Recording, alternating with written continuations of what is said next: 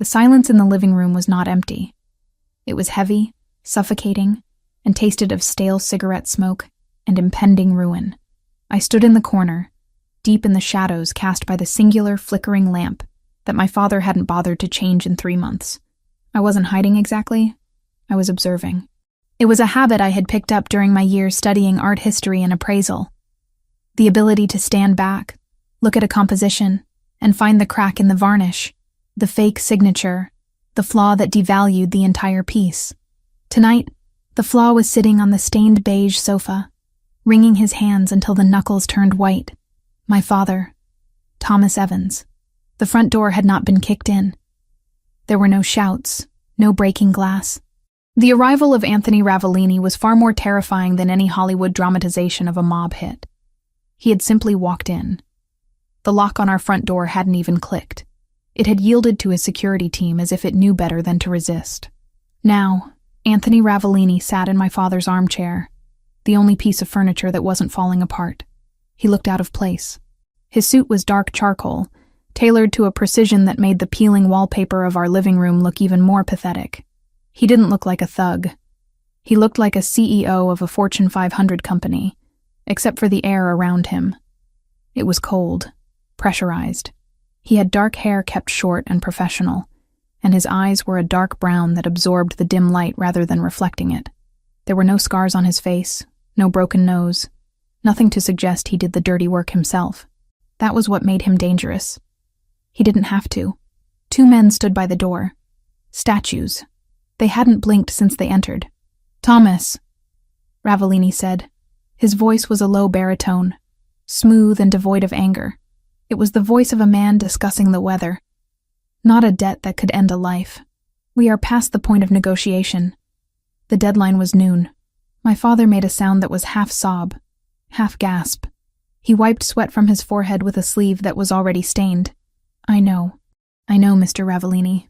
Please. It's the horses, the track. It was a sure thing. I just need another week. 2 days. Give me 2 days and I can turn it around." I watched Ravellini's hand. He tapped his index finger once on the armrest. That was the only sign of irritation. "You have had 3 months' extensions. You have borrowed from the loan sharks to pay the interest on the principal you owe me. You are drowning, Thomas, and I am not a lifeguard." I shifted my weight slightly. The floorboard beneath me creaked. Ravellini's head snapped toward my corner. It was a predatory movement, sharp and precise. For a second, I thought he was going to pull a weapon, but he just narrowed those dark eyes. I held my breath. I had hoped to remain a ghost in this transaction, a witness to the inevitable end of my father's chaotic life. I had my bag packed upstairs. I had $200 hidden in my shoe. I was ready to leave the moment the violence started. But Ravellini saw me. He didn't look away. He scanned me from my worn sneakers to the oversized gray sweater I wore to keep warm in a house where the heating had been cut off weeks ago. He didn't look at me with lust. He looked at me the way I looked at a vase at an estate sale, checking for provenance, durability, and value. "Who is that?" Ravellini asked, not taking his eyes off me. My father turned, seeming to remember for the first time that I existed. "That? That's just Lucia, my daughter. She lives here?" Yes. She helps around. She's a good girl." My father's voice took on a frantic, desperate pitch. I saw the gears turning in his addict brain. He was looking for an angle, a lifeline, anything to stop the bullet he was sure was coming. Ravellini looked back at my father. "You owe me $400,000, Thomas. You have no assets. This house is mortgaged to the hilt and rotting from the inside out. Your car has been repossessed. You have nothing. I have..." My father looked around the room wildly. His eyes landed on the television, then the broken stereo, and then, inevitably, they landed back on me.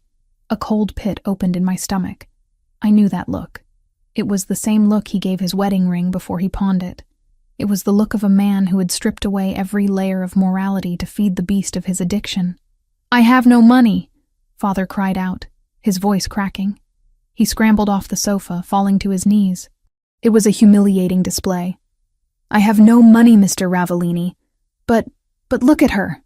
He pointed a shaking finger at me. Lucia. She's young. She's smart. College educated. She can work.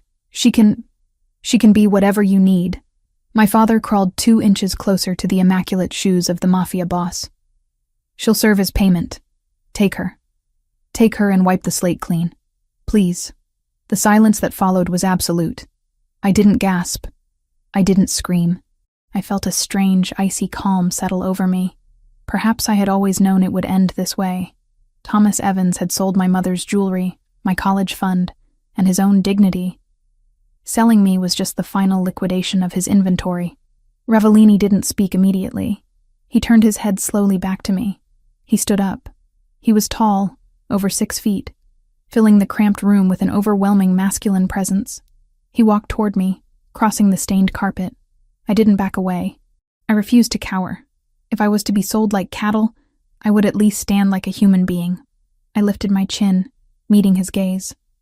Up close, he smelled of expensive cologne, sandalwood, and cold winter air. "How old are you?" he asked. 23, I answered. My voice was steady. "Good. Did you know about the debt?" "I manage his mail," I said coldly. "I know about the 400,000 to you. I know about the 50,000 to the bank. I know about the 3 liens on the house." He raised an eyebrow. "And yet you stayed. I had nowhere else to go." "Yet." Ravellini studied my face. He seemed to be looking for fear, tears, or hysteria. He found none. He reached out, his hand hovering near my face. I didn't flinch, though every instinct in my body screamed at me to run. He took a strand of my dark blonde hair between his fingers, examining the texture, then let it drop. He turned back to my father, who was still on his knees, panting like a dog waiting for a scrap. "A debt of 400,000 is a heavy price for one person," Ravellini said deeply. "She's worth it," Father babbled. "She cooks, she cleans, she's obedient." I almost laughed. I was none of those things. I was a survivor. Ravellini looked at me again. "Are you obedient, Lucia?" "I am pragmatic," I corrected him. "I understand leverage, and I understand contracts." A flicker of amusement passed through his dark eyes. It was gone as quickly as it came. He turned to his guards. "Bring the car around." Then he looked down at my father. "Get up, Thomas. You look pathetic." My father scrambled to his feet, a smile of relief breaking through the sweat on his face. "So, we have a deal? The debt is gone?"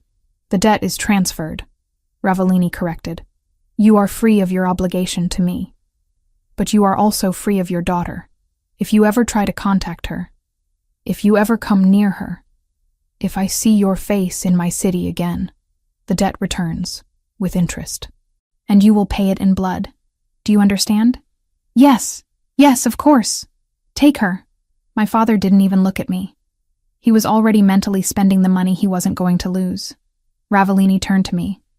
"Pack a bag. You have 5 minutes. Essentials only." I didn't wait to be told twice. I turned on my heel and walked out of the living room, past the man who had raised me, and up the creaking stairs. I didn't run. I wouldn't give them the satisfaction of seeing me rush. My bedroom was a small box at the top of the stairs. It was cold. I grabbed my battered duffel bag from under the bed. I didn't pack clothes for a new life. I packed for survival. Jeans, thick sweaters, my comfortable boots. I went to the loose floorboard in the closet and pulled out my small stash of cash, $212. I shoved it into my pocket. Then I went to my desk. I picked up the only thing of real value I owned, my jeweler's loupe, and a small leather-bound book on 19th century European art signatures. It was my passion. My career before my father's debts had forced me to drop out of the master's program to keep the lights on. I wrapped the loupe in a sock and tucked it deep into the bag. I looked around the room. There were no posters, no memories I wanted to keep. This house had been a prison of anxiety for years. Every phone ring made me jump. Every knock at the door made me sick. Leaving it didn't feel like being captured. It felt like being cut loose from an anchor that was dragging me to the bottom of the ocean. I zipped the bag. It was light. My entire life weighed less than 20 pounds. When I came back downstairs, Ravellini was checking his watch. A Patek Philippe, genuine, platinum casing. I filed that information away automatically. 4 minutes, he noted. Efficient. I don't have much to mourn, I said. My father was standing by the window, peeking out at the street, probably making sure the neighbors weren't watching. He turned as we headed for the door. Lucia, he said, trying to summon some fatherly tone. You be good for Mr. Ravellini. You do what he says. It's for the best. You understand, right? I did this for us. I stopped. I was 3 feet from the door. I turned to look at Thomas Evans one last time. I wanted to scream. I wanted to claw his eyes out for trading me like a used car. But anger required energy, and I needed every ounce of energy for what was coming next. You did this for yourself, I said, my voice dead of all emotion. Don't pretend this is a sacrifice, Thomas. You sold me to save your kneecaps. Now, honey, don't. I cut him off. The debt is paid. You have your life. I have mine. If I were you, I'd stop gambling. Next time, you won't have a daughter to barter with. I walked out the door into the biting cold of the night without waiting for his response. The air outside was crisp, hurting my lungs in a good way. A massive black SUV was idling at the curb. It wasn't just a car. It was a tank disguised as luxury. The windows were tinted so dark they looked like black holes. One of the guards opened the back door for me. I climbed in. The interior was a shock to the system. Cream leather, soft ambient lighting, and warmth that seeped into my bones immediately. It smelled of new leather and safety. Ravellini slid in beside me. The door closed with a heavy thud, sealing out the noise of the street, the wind, and my past. The lock engaged with a decisive click. As the car pulled away, merging smoothly into the traffic, the silence stretched between us. I kept my bag on my lap, hugging it against my chest like a shield. I looked out the window, watching the neighborhood I had grown up in blur into streaks of light. We were leaving the slums and heading toward the city skyline that glowed in the distance like a promised land. We need to establish the ground rules, Ravellini said. He didn't look at me. He was scrolling through something on a tablet that he had pulled from the seat pocket. I assume I don't get a vote, I said. You assume correctly. He locked the tablet screen and placed it down. He turned his body slightly toward me, dominating the space. You are not a guest, Lucia, but you are not a slave. I have no interest in forced labor, and I have even less interest in unwilling women. I exhaled, a breath I didn't realize I had been holding. Then what am I? You are collateral, he said simply. For the next 5 years, you belong to the Ravellini family. You will live in my home. You will be available when I require your presence. You will not leave the premises without an escort. You will not contact anyone from your previous life. You will disappear. Available for what? I asked, my grip tightening on my bag. Appearances, he said. Events, dinners. My world is built on perception. A man of my standing requires a certain domestic image to close specific deals. You are articulate. You are presentable. And according to your father, you are educated. You will play the role of my companion. And if I refuse, you won't, he said. It wasn't a threat. It was a statement of fact. Because you are smart. You saw the alternative back there. You know that living in a golden cage is preferable to drowning in a sewer. Your father would have sold you to someone far worse than me eventually. A pimp, a drug dealer, another bookie. With me, you will have food, clothes, safety, and luxury. All I ask in return is your time and your loyalty. 5 years, I repeated. 5 years. Then the contract is fulfilled, and you are free to go with a severance package that will let you start over anywhere in the world.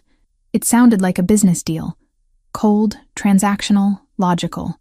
It was exactly the kind of language I understood. I have conditions, I said.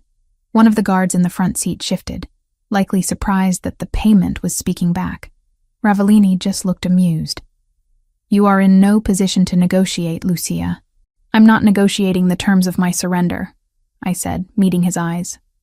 I'm clarifying the job description. You said you have no interest in unwilling women. Does that mean my bed is my own?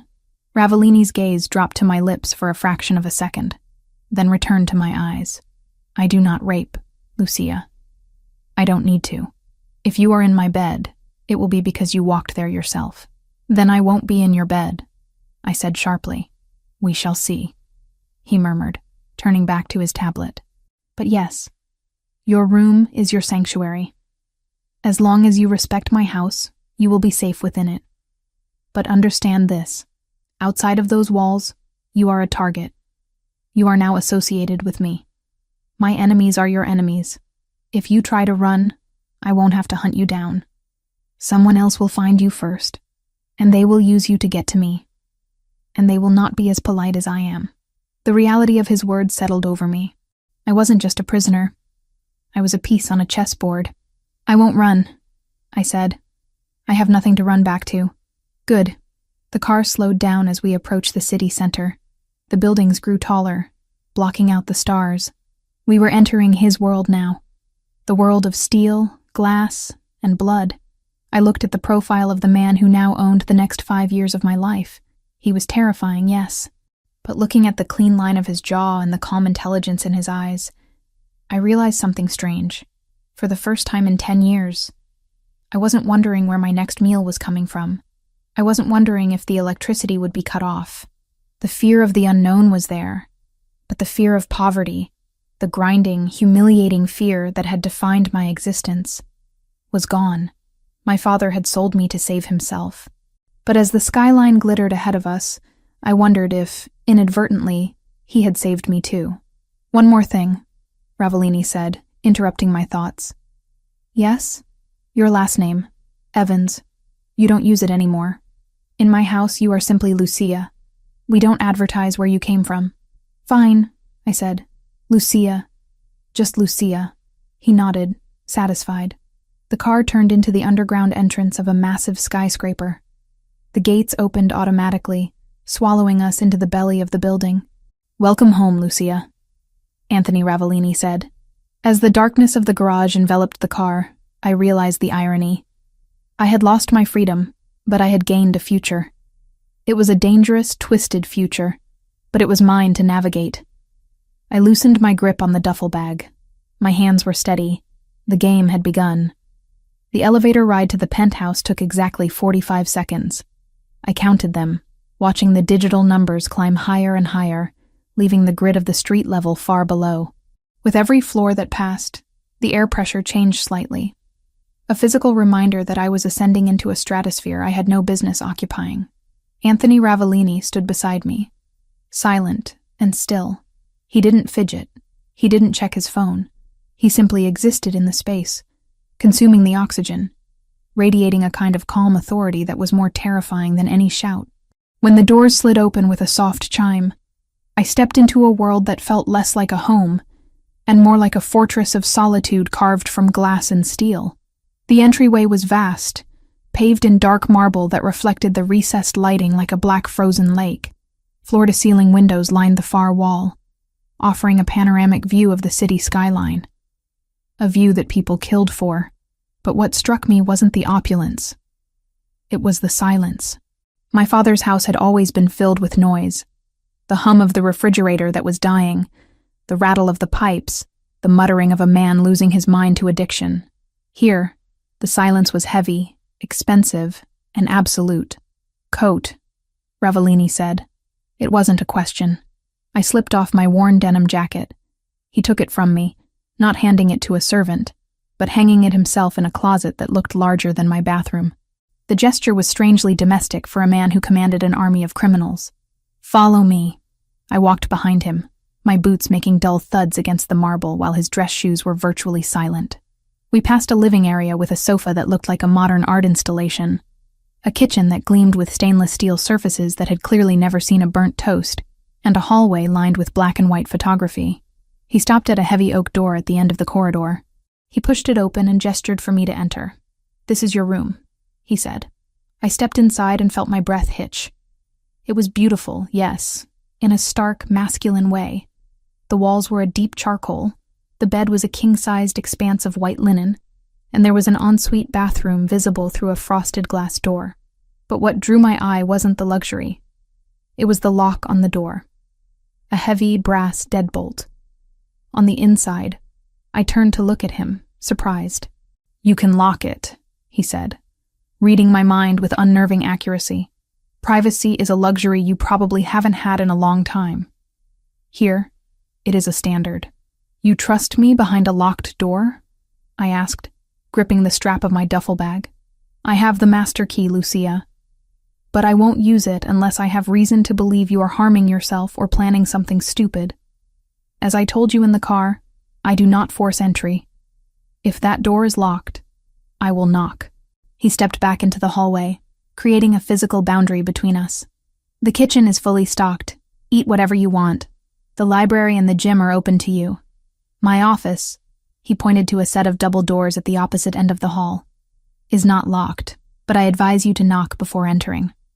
I handle business there that you do not want to overhear." "And if I want to leave?" I asked, testing the perimeter. "The elevator requires a biometric scan or a code. You have neither. The fire escape is alarmed and monitored by a security team in the lobby. If you trigger it, 3 men with very little patience will be up here in 90 seconds. Don't test them." His eyes were dark, serious, devoid of cruelty but full of warning. "Sleep," he ordered. "Tomorrow we will discuss your schedule. I have a tailor coming at 10 to measure you." "A tailor? You represent the Ravellini family now. Your current wardrobe is—" He glanced at my jeans, which had a patch on the knee. "Insufficient." With that, he turned and walked away. I watched him disappear into the shadows of the living room, then I closed the door. I turned the lock. The click of the deadbolt sliding into place was the loudest sound I had heard all night. I didn't unpack immediately. I sat on the edge of the bed, the mattress sinking perfectly under my weight, supporting me in a way I wasn't used to. I looked around the room. It was warm. The thermostat on the wall read 72 degrees. For the first time in 3 winters, I didn't have to sleep in 2 hoodies. I went into the bathroom. The shower was a waterfall style, enclosed in glass. I turned the handle, and hot water, instantly hot, not lukewarm after 10 minutes of running, poured out. I stripped off my clothes, the layers of grime and stress from the confrontation at my father's house peeling away. I stood under the spray for a long time, watching the steam rise. I should have been crying. I should have been terrified. I was a prisoner in a high-rise tower, owned by a mob boss. But as the hot water hit my skin, all I felt was a profound, exhaustion-fueled relief. The debt collectors weren't coming here. The phone wasn't going to ring with threats. For the next 5 years, I was a bird in a cage. Yes. But the cage was bulletproof, and the hawk guarding it was the most dangerous predator in the sky. I dried off with a towel that was thicker than my winter coat and climbed into the bed. I thought I would lie awake for hours, plotting my escape or analyzing my fate. But the moment my head hit the pillow, my body shut down. It recognized safety, even if my mind hadn't accepted it yet. I slept dreamlessly, a deep, comatose slumber that belonged to the dead or the saved. I woke up to light streaming through the blackout curtains I had failed to close completely. The clock on the bedside table read 8:30 a.m. Panic flared for a microsecond. I was late for work, late for the shift at the antique shop that paid me under the table. Before reality crashed back in, I didn't have a job anymore. I had a role. I dressed in the cleanest clothes I had left, black leggings and a gray oversized sweater. I brushed my hair, pulling it back into a severe bun. I looked in the mirror. My hazel eyes looked clearer than they had in months. The dark circles were still there, but they were lighter. I unlocked my door and stepped out into the penthouse. It was silent. "Mr. Ravellini?" I called out softly. No answer. I walked to the kitchen. There was a pot of coffee on the counter, still hot, with a note beside it written in sharp, angular handwriting. "I am in meetings until noon. Eat." I poured a cup. It was black, strong, and tasted like beans that were ground 10 seconds ago. I opened the fridge. It was absurd. Rows of organic produce, imported cheeses, sparkling water, steaks. I grabbed an apple and a piece of cheddar, eating standing up, leaning against the marble island. I was bored. My entire life for the last 5 years had been a hustle, survival. Every minute was accounted for. Working, studying, hiding, managing my father. Now, I had nothing. Time stretched out before me like a vast, empty desert. I explored. The living room had books, but they were mostly architectural digests or business biographies. I walked to the window and looked down at the city. From up here, the people looked like ants. I wondered if my father was down there, already placing bets with the money he didn't have to pay Ravellini anymore. The thought made my stomach turn, so I pushed it away. I found myself drawn to the double doors at the end of the hall, the office. He had said it wasn't locked. He had advised me to knock, but he also said he was in meetings until noon, which implied he wasn't in there right now. My curiosity was a physical itch. I needed to know who this man was. Was he a brute with money, or something else? I turned the handle. It opened silently. The office was magnificent. It smelled of old paper, leather, and cigar smoke. One wall was entirely glass overlooking the harbor. The other walls were lined with mahogany bookshelves filled with leather-bound volumes, legal texts, history, philosophy. Not decoration. These books looked red. The spines were cracked. Some had bookmarks sticking out. But what stopped me dead in my tracks was the painting hanging behind the massive ebony desk. I walked toward it, my coffee forgotten on a side table. It was a landscape, oil on canvas. Pastoral scene, mid-18th century style. A group of shepherdesses by a stream. Ruined classical architecture in the background, bathed in a golden, hazy light. It was framed in an ornate, gilded frame that screamed museum quality. I narrowed my eyes. I reached into my pocket. I had transferred my jeweler's loop from my bag to my sweater this morning out of habit. It was my security blanket. I brought it to my eye and leaned in close, dangerously close to the canvas. I studied the brushwork on the foliage in the lower left quadrant. I examined the crackler, the network of fine cracks that appear in old varnish. It's wrong, I whispered to myself. The technique was good. Exceptional, even. It mimicked the layering of the French Rococo masters perfectly. But the blue pigment in the shepherdess's skirt, it was too vibrant, too stable. In a painting of this age, the lapis lazuli would have degraded slightly, or the binding medium would have yellowed it to a distinct greenish hue.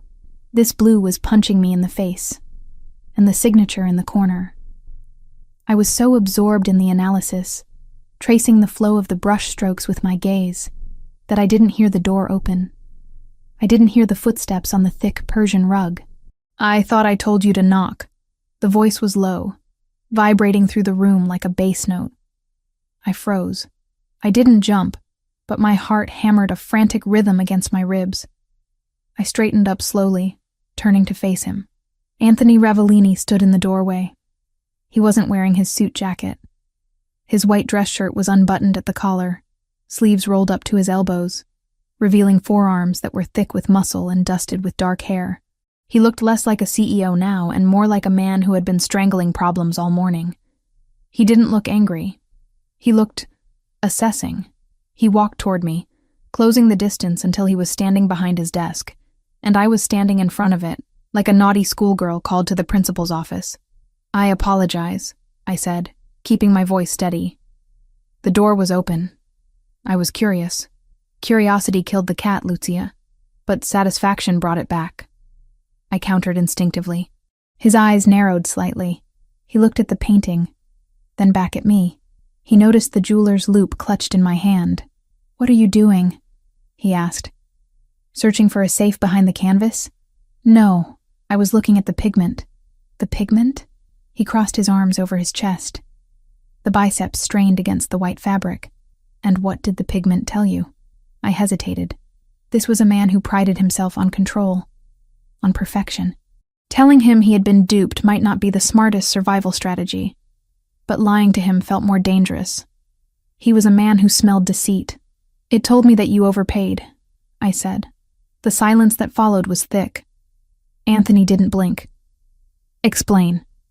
I took a breath and stepped back toward the painting, pointing with the hand that held the loop. "This is supposed to be a Fragonard, correct? Or at least a rigorous imitation from his workshop. It was sold to me as a Fragonard." Authenticated by 2 experts in London. Your experts are either incompetent or on the payroll of the seller, I said. Look here. I pointed to the blue skirt of the central figure. The blue is consistent with synthetic ultramarine. That wasn't invented until 1826. Fragonard died in 1806. Unless he was a time traveler, he didn't paint this. Anthony walked around the desk. He came to stand right beside me. He was close enough that I could feel the heat radiating off him. He wasn't looking at me. He was looking where I pointed. Go on, he said softly. The crackler. I continued, my professional confidence overriding my fear. See this pattern? It's uniform. Too uniform. Natural aging cracks are random, influenced by the wooden stretcher bars and humidity changes. These cracks look like they were induced by baking the canvas or using a chemical crackle varnish. And the brushwork here. I hovered my finger over the trees.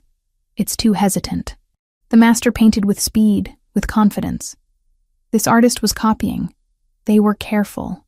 You can see where they lifted the brush to check their work against the original.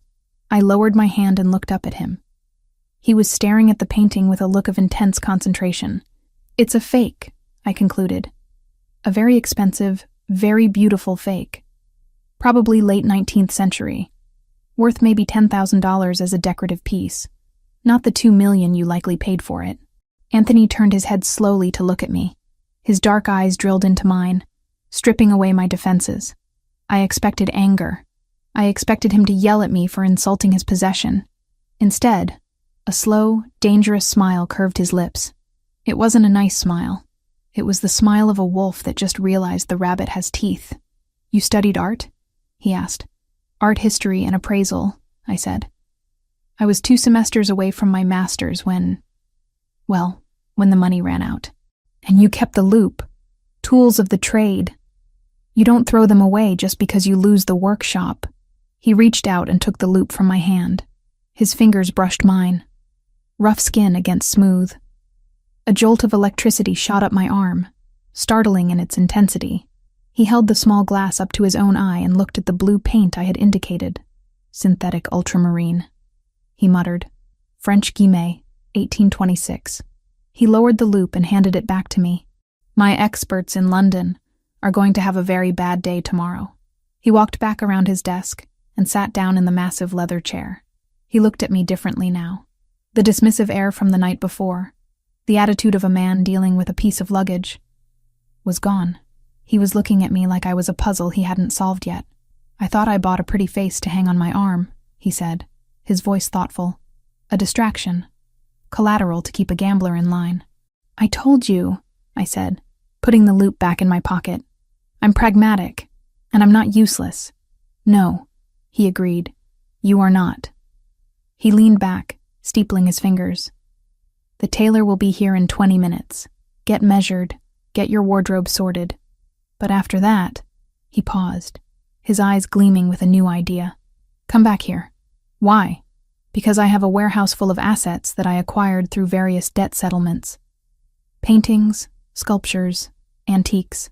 I use them to move capital across borders. But if I am moving fakes, I am vulnerable. He gestured to the empty chair opposite his desk. You wanted to know your role, Lucia. Sit down. I didn't move immediately. Does this mean the contract changes? The contract stands, he said firmly. You are still mine for 5 years. But how you spend those 5 years, that is negotiable. You can be a decoration, Lucia, or you can be an asset. The choice is yours. I looked at the chair. It was leather, high-backed, equal in height to his. If I sat there, I wasn't just a victim anymore. I was a collaborator. I would be helping a mob boss optimize his money laundering. It was illegal. It was dangerous. It was everything I had been raised to avoid. But looking at Anthony Ravellini, at the intelligence in his eyes, the challenge in his posture, I realized something terrifying. I didn't want to go back to my room and hide. I didn't want to be safe and bored. I wanted to sit in that chair. I walked forward and pulled the leather chair out. The sound of it scraping against the rug was the only noise in the room. I sat down, crossing my legs, and placed my hands on the mahogany desk. I charge a consultation fee, I said. Anthony threw his head back and laughed. A rich, deep sound that seemed to startle the dust motes in the air.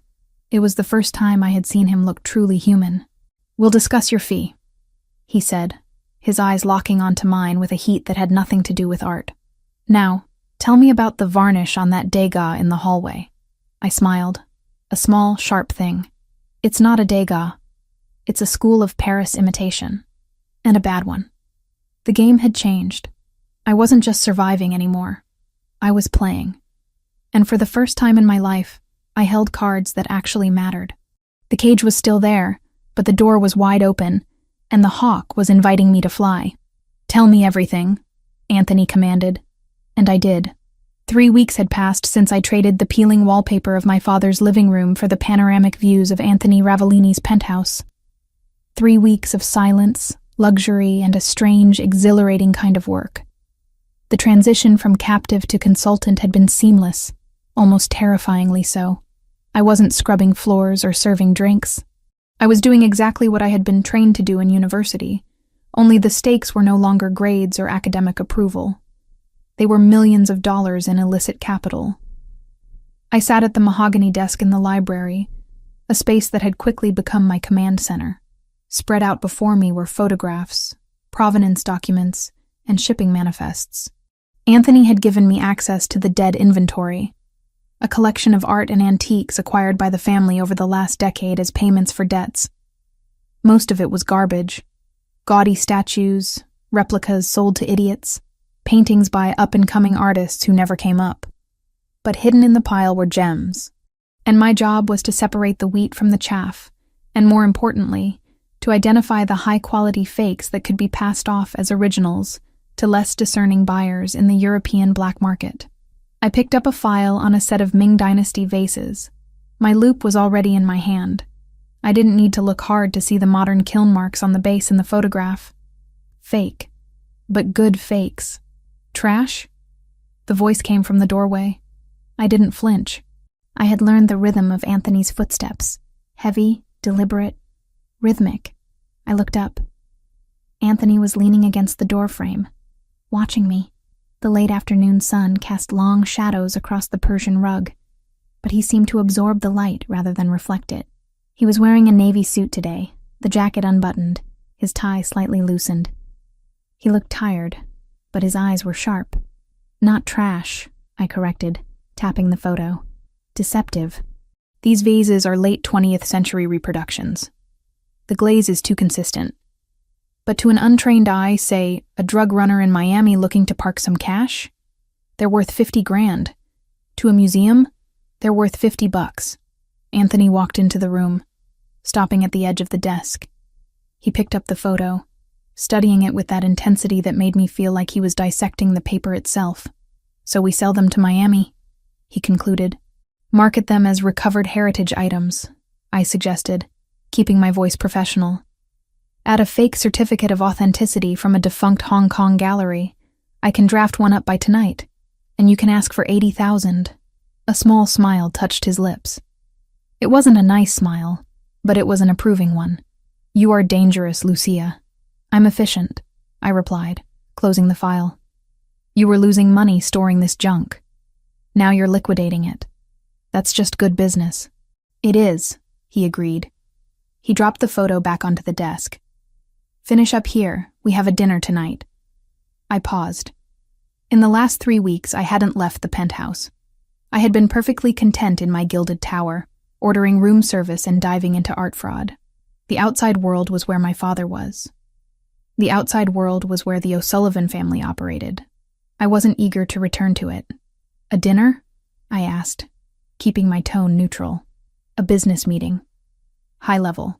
My capos and a few associates from the West Coast. We are finalizing a distribution route, and you need me there because you are the face of my legitimacy," Anthony said. He walked around the desk, invading my personal space. He didn't touch me, but his proximity was a physical weight. "I am not just a thug with a gun, Lucia. I am a businessman. A man who appreciates culture. You are the proof of that. You are the beautiful, educated woman on my arm who discusses art and history while I discuss percentages and territory. You soften the edge. I'm a prop, I said flatly. You are armor, he corrected. Distraction is a weapon. If they are looking at you, they aren't looking at my hands. He reached into his jacket pocket and pulled out a small velvet box. He placed it on the desk in front of me. Wear these. The dress has been delivered to your room. I stared at the box. I have clothes. You have sweaters and jeans, he said dismissively. Tonight requires something else. Be ready in an hour. And Lucia? I looked up at him. This isn't a request. He turned and left the library, leaving me alone with the silence and the velvet box. I opened it. Inside lay a pair of diamond drop earrings. They were simple, elegant, and undoubtedly real. I stared at the faceting of the stones. Flawless. D-color. Probably 3 carats each. I snapped the box shut. I wasn't going to be seduced by diamonds. I was doing a job. I was paying off a debt of time. 5 years. I just had to survive 5 years of dinners, fakes, and Anthony Ravellini. I went to my room. The dress was hanging on the wardrobe door. I stopped in my tracks. I had expected black. Safe, classic black. Or maybe red, the color of a cliché. But the silk flowing from the hanger was neither. It was a deep, rich burgundy, the color of oxidized blood, of heavy wine, of crushed velvet in an old theater. It was a sophisticated, dangerous color. I reached out and touched the fabric. It was heavy silk satin, cool to the touch. I stripped off my work clothes and stepped into it. The dress fit as if it had been sewn onto my skin. It had a high neck, deceptive in its modesty, but the back plunged low, exposing my spine.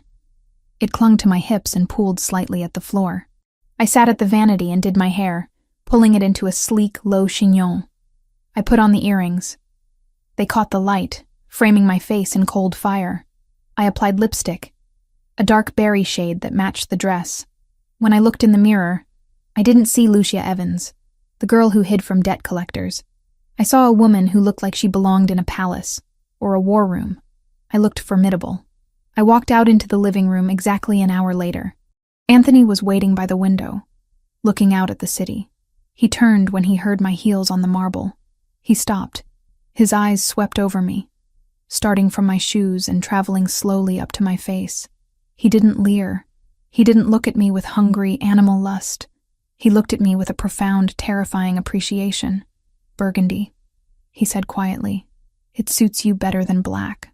It's a bold choice, I said, my voice steady despite the way my heart hammered against my ribs. We are not hiding tonight, he said. He walked over and offered me his arm. Shall we? I took his arm. His muscles were hard as granite beneath the fine wool of his suit. Lead the way, Mr. Ravellini. Anthony, he corrected. Tonight you call me Anthony. The restaurant was called Il Silenzio. It was one of those places that didn't have a sign out front, just a heavy wooden door and a bouncer who looked like he ate concrete for breakfast. Inside, the atmosphere was thick with cigar smoke and the scent of truffle oil. It was dimly lit, the walls lined with dark wood paneling. The other diners were men in expensive suits, talking in hushed tones. There were very few women. Anthony guided me to a private room in the back. The air in the room changed instantly. It was cooler, sharper. A large round table dominated the space. 5 men were already seated. They all stood up when Anthony entered. Don Ravellini, one of them greeted, bowing his head slightly. Gentlemen, Anthony replied. He didn't bow back. He guided me to the chair to his right and waited for me to sit before taking his own seat. The men sat down. I scanned the table. I recognized 2 of them from the files I had seen in the office. Associates from the West Coast. But the man sitting directly across from me was new. He was older, perhaps 50, with a face that looked like it had been carved out of aggressive meat. His skin was flushed, his eyes watery and bloodshot. He had a glass of whiskey in front of him that was already half empty. Who's the bird, Anthony? The man asked, his voice grating and loud. I thought this was a business dinner, not a date night. Anthony poured himself a glass of water. He didn't look at the man. This is Lucia. She is my consultant. Consultant? The man laughed, a wet, ugly sound. Is that what we're calling them now? In my day, we just called them whores. The silence that fell over the table was instant and absolute. The other men looked down at their plates or adjusted their cufflinks. Insulting the boss's companion was suicide. Anthony stopped pouring. The pitcher hovered in the air for a second before he set it down with a deliberate clink. "Lucia manages my private acquisitions," Anthony said, his voice dropping an octave. "She has more education in her little finger than you have in your entire bloodline, Verciani. I suggest you show respect." So this was Verciani, a capo from the Jersey faction, notorious for his temper and his inability to handle alcohol. Verciani sneered, leaning back in his chair. He looked me up and down, his eyes lingering on my chest. Education. Right. Does she know how to count, or just how to spend? I felt a flash of anger, hot and sharp. But I didn't let it show. I picked up my napkin and unfolded it calmly. "I know how to count, Mr. Verciani," I said, my voice cutting through the tension like a razor blade. "For example, I count 3 empty glasses in front of you, which explains why you're slurring your words before the appetizers have even arrived." Verciani's face turned a darker shade of red. The man next to him choked on a laugh. Anthony didn't look at me, but I saw his hand tighten slightly on the stem of his water glass. "She speaks," Verciani mocked. "Listen, sweetheart, the men are talking. Why don't you sit there and look pretty? Anthony, order a bottle of the good stuff. I want to celebrate the deal." He snapped his fingers at a waiter who had materialized in the corner. "Boy, bring us the 82 Latour. The boss is paying." The waiter looked at Anthony for confirmation. Anthony gave a barely perceptible nod. When the bottle arrived, Verciani made a show of inspecting it. "Ah, Chateau Latour, 1982, the king of wines. You see this?" He pointed the bottle at me. "This bottle costs more than your daddy made in a year." He didn't know how right he was. My father never made anything. The waiter poured a splash into Verciani's glass for the tasting. Verciani swirled it aggressively, spilling a drop on the white tablecloth. He took a massive gulp, swishing it around his mouth like mouthwash.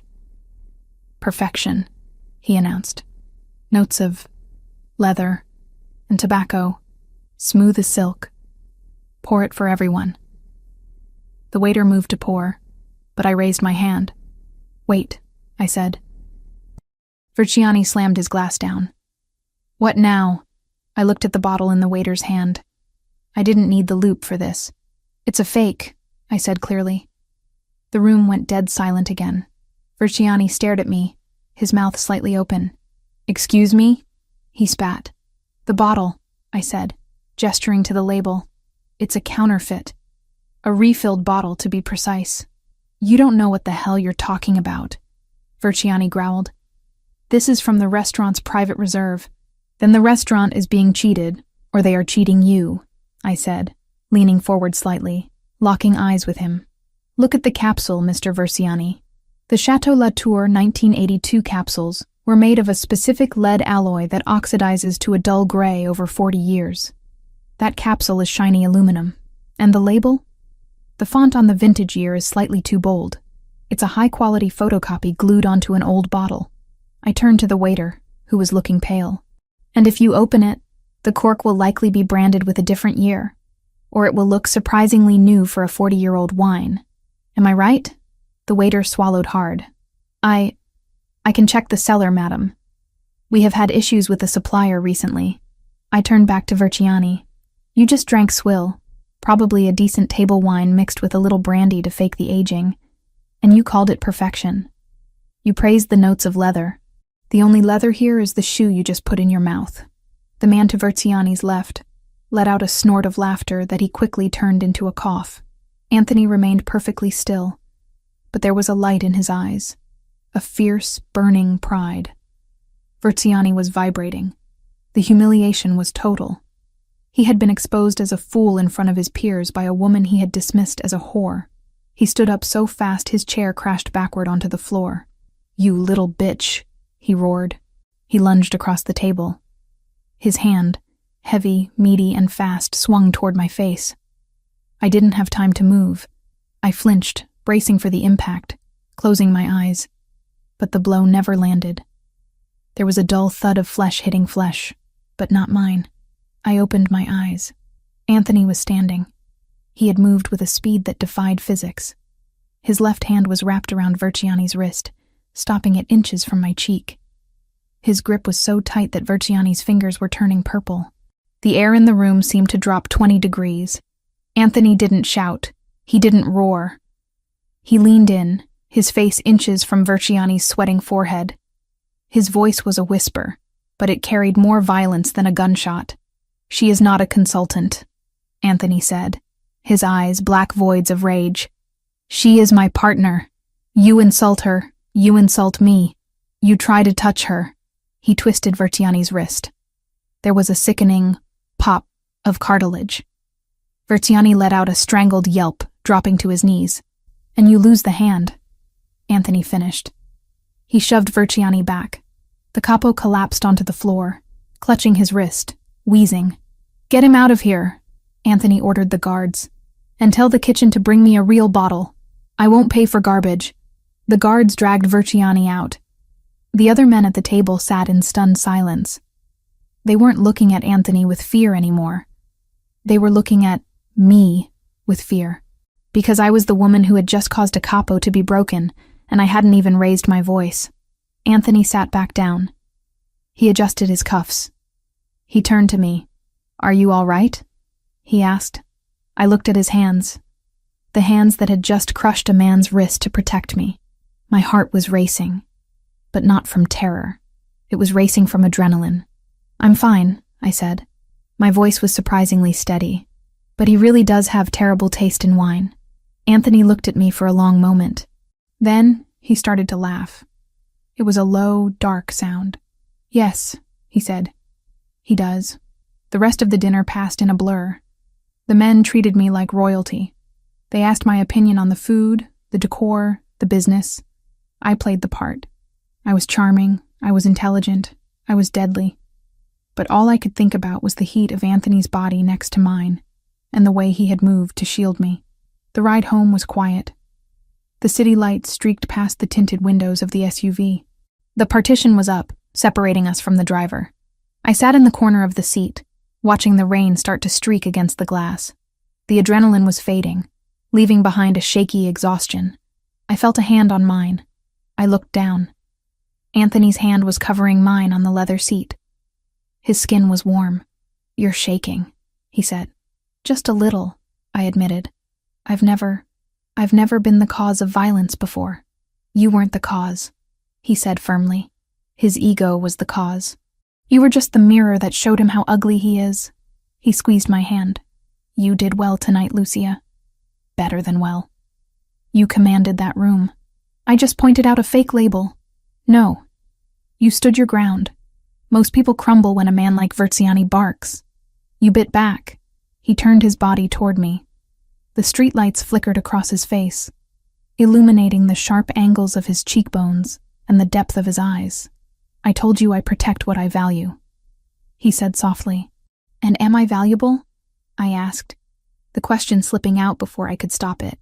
"Or am I just a useful asset for spotting fake wine?" Anthony released my hand and reached up. He brushed his knuckles against my cheek, right where Verciani would have struck me. The touch was feather-light, a shocking contrast to the violence he had displayed an hour ago. "You are not just an asset, Lucia," he whispered. His thumb traced my lower lip. My breath hitched. The air in the car suddenly felt too thin. "An asset is replaceable. You are proving to be distinct." I stared at him. For the first time, I saw the man behind the Mafia boss title. I saw a man who was lonely at the top of his mountain. A man who was tired of being surrounded by sycophants and brutes. I saw a man who recognized a fellow survivor. I leaned into his touch, just a fraction of an inch. It was an involuntary movement, a magnetic pull. "Distinct is good," I whispered. "Distinct is dangerous," he murmured, his eyes dropping to my lips. For a second, I thought he was going to kiss me. The tension was a pulled rubber band, ready to snap. I wanted him to. God help me. I wanted the man who owned me to claim me. Not because of a contract, but because of this fire between us. But he pulled back. He withdrew his hand and straightened his tie, the mask of the Don sliding back into place. "We're home," he said, as the car turned into the garage. The moment was broken, but the energy remained. As we walked to the elevator, he didn't walk ahead of me. He walked beside me. I wasn't walking behind him anymore. Tonight had changed everything. I wasn't just the girl in the corner. I was the woman in burgundy who had brought a capo to his knees. And Anthony Ravellini was no longer just my captor.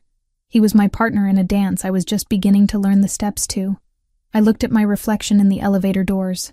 The diamonds sparkled, cold and hard. But my eyes were burning. I had survived the dinner. I had survived Versiani, and looking at Anthony's profile as the doors opened to our penthouse, I realized the most dangerous thing of all. I was starting to like the view from the top, and I wasn't sure I ever wanted to come down. The invitation on the marble counter said, "The Whispering Hope Charity Gala," a name so sickly sweet it could only belong to an event run by the city's most ruthless tax evaders. It was the biggest night of the social season, a black tie affair where alliances were forged over caviar and reputations were destroyed with a whisper. For the first time in my life, I wasn't wondering how to sneak into such a world. I was expected to conquer it. I stood before the full-length mirror in my room, the silence of the penthouse wrapping around me like a second skin. The dress Anthony had commissioned for me was not merely a garment.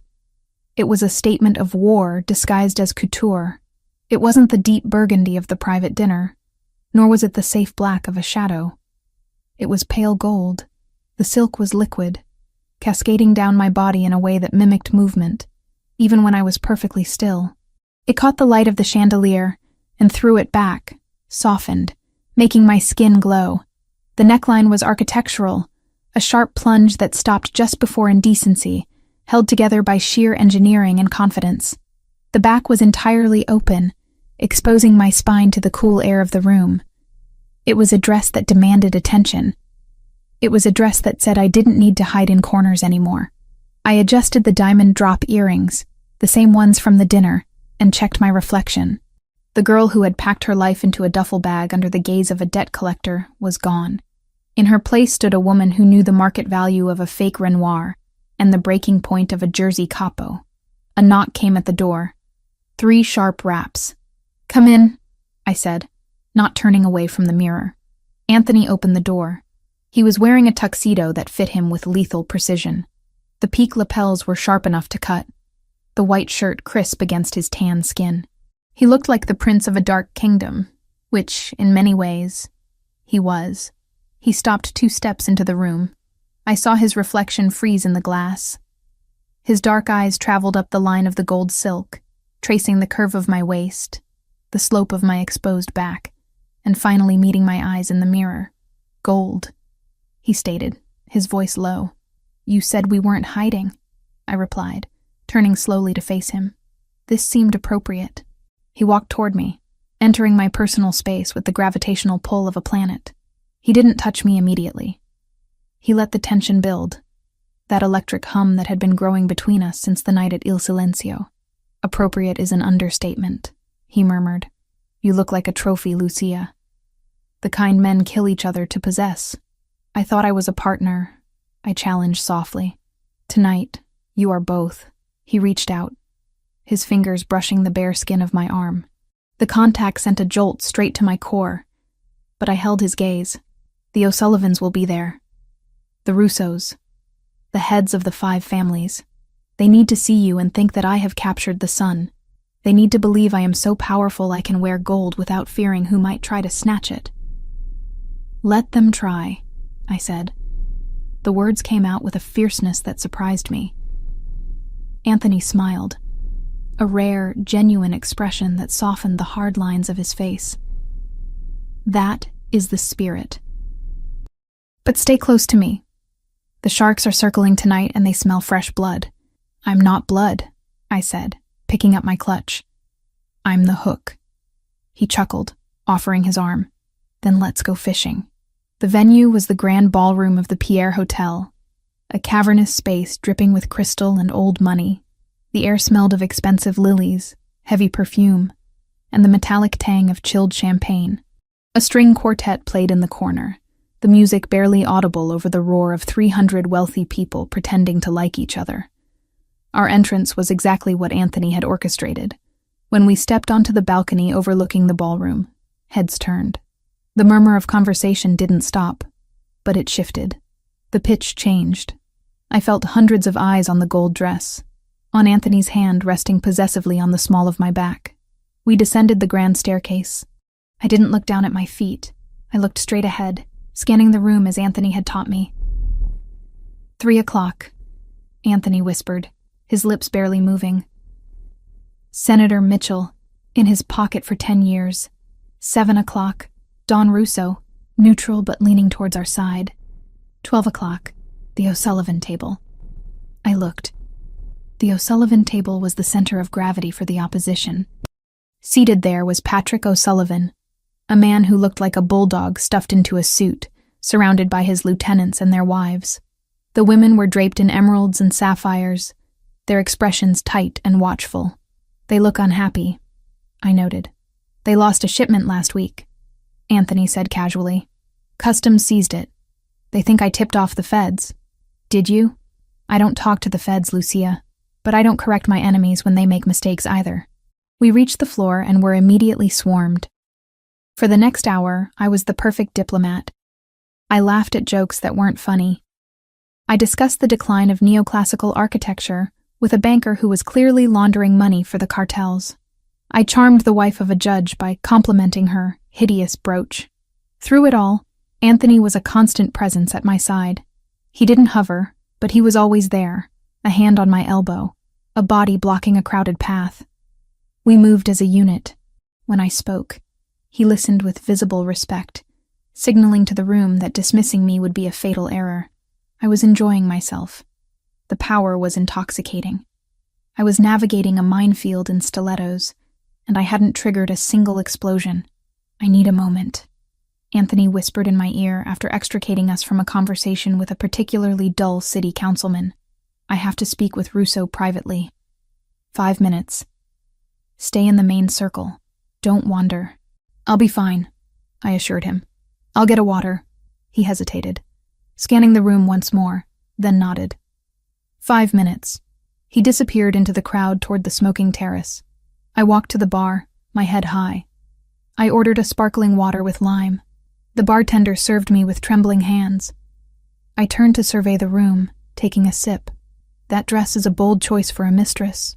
The voice was sweet, laced with arsenic. I turned. Standing next to me was a woman I had seen at the O'Sullivan table. She was older, perhaps 45, wearing a dark green velvet gown that looked heavy and suffocating. Her neck was choked with diamonds that looked like ice. I prefer consultant, I replied smoothly. And the dress is vintage. You wouldn't recognize the designer. He doesn't sell to department stores. The woman's smile didn't waver. Sharp tongue. Anthony always did like them feisty.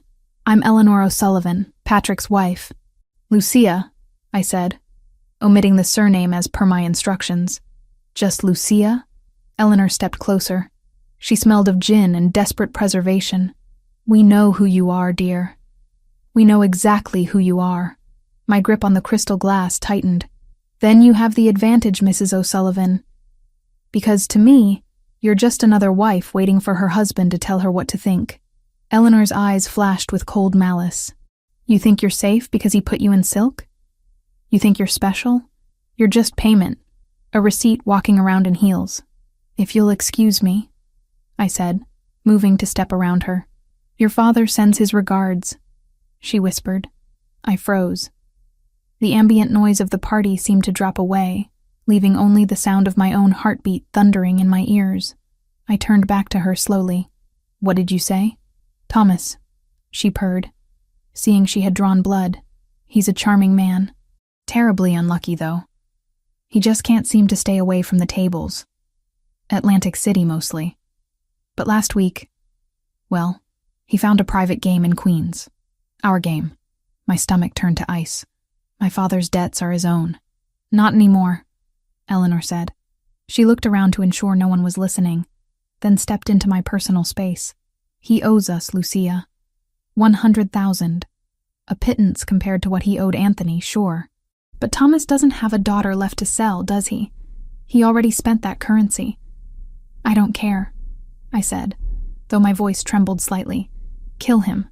Break his legs. It has nothing to do with me. Doesn't it? Eleanor reached into her clutch. She didn't pull out a weapon. She pulled out a small folded cocktail napkin. She pressed it into my hand.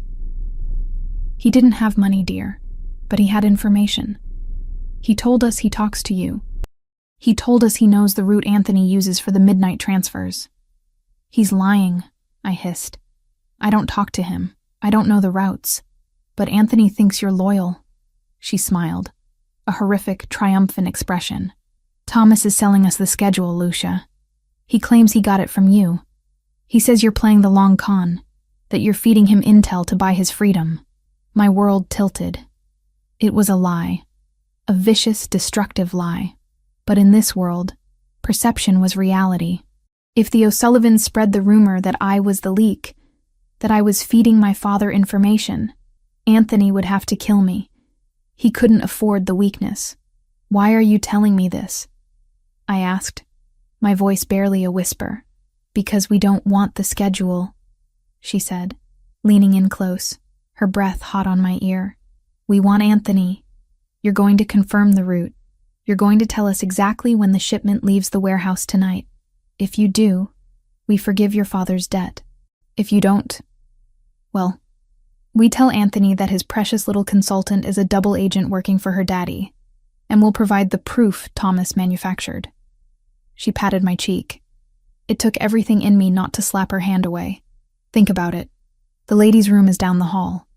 Meet me there in 10 minutes with the time and location. Or watch your golden life burn. She walked away, blending back into the crowd like a venomous snake sliding into the grass. I stood there, the cocktail napkin burning my palm. I unfolded it. It was a list of dates. Anthony's dates. My father hadn't just gambled money. He had gambled my life. He was framing me to save his own skin, using the O'Sullivans as the executioner. I looked across the room. Anthony was walking back from the terrace. He looked powerful, untouchable. If I told him, would he believe me? Or would the seed of doubt be enough to destroy us? The O'Sullivans were banking on my fear. They were banking on me trying to fix this alone, trying to hide the mess.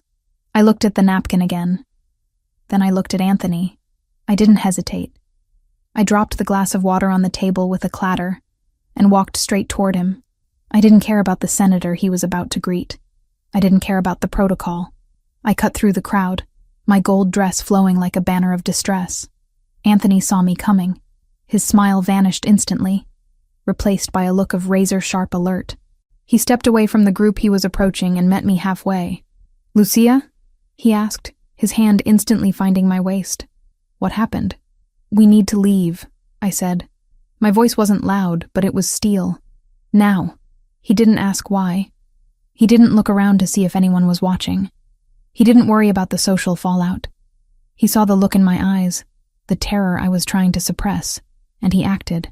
"Guard," he said to the air, and instantly 2 of his men materialized from the shadows. "Car, out front, 10 seconds.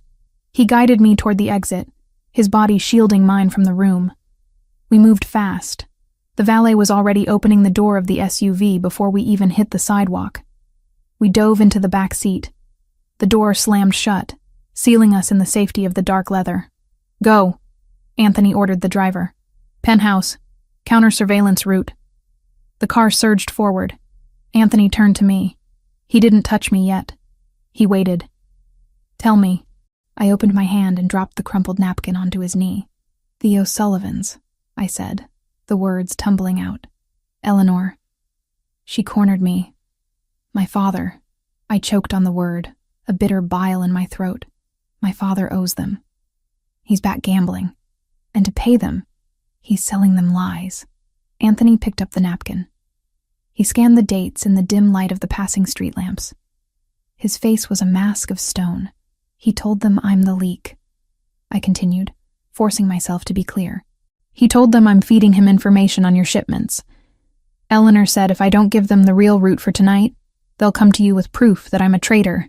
I looked at him, searching for doubt, searching for the moment he would decide I was a liability. "I didn't tell him anything, Anthony. I haven't spoken to him since the night you took me. You have to believe me." Anthony looked at the napkin. Then he slowly crushed it in his fist. The sound of the paper crumpling was loud in the quiet car. "She gave you 10 minutes," Anthony said. It wasn't a question. She wanted me to meet her in the bathroom, to confirm the route. And instead, you came to me.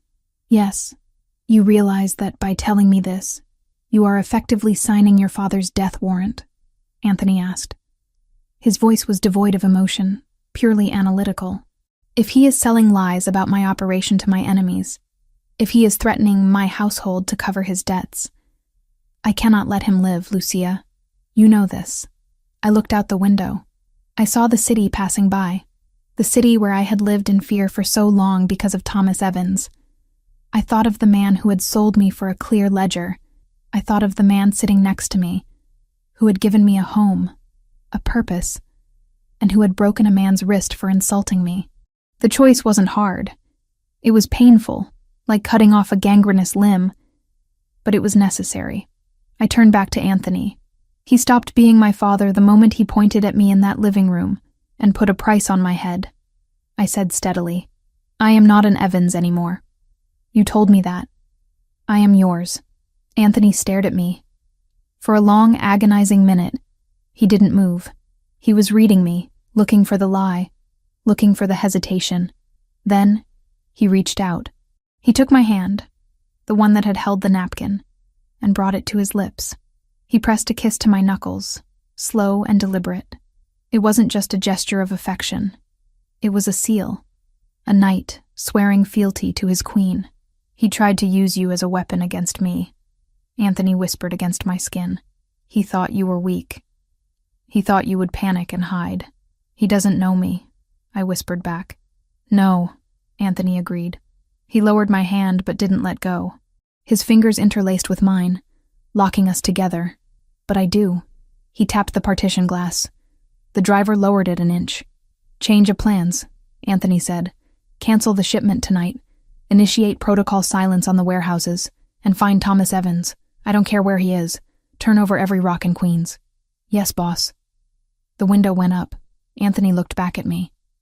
The fury was there now, burning deep in his eyes. But it wasn't directed at me. It was a cold, protective rage that made the air in the car vibrate.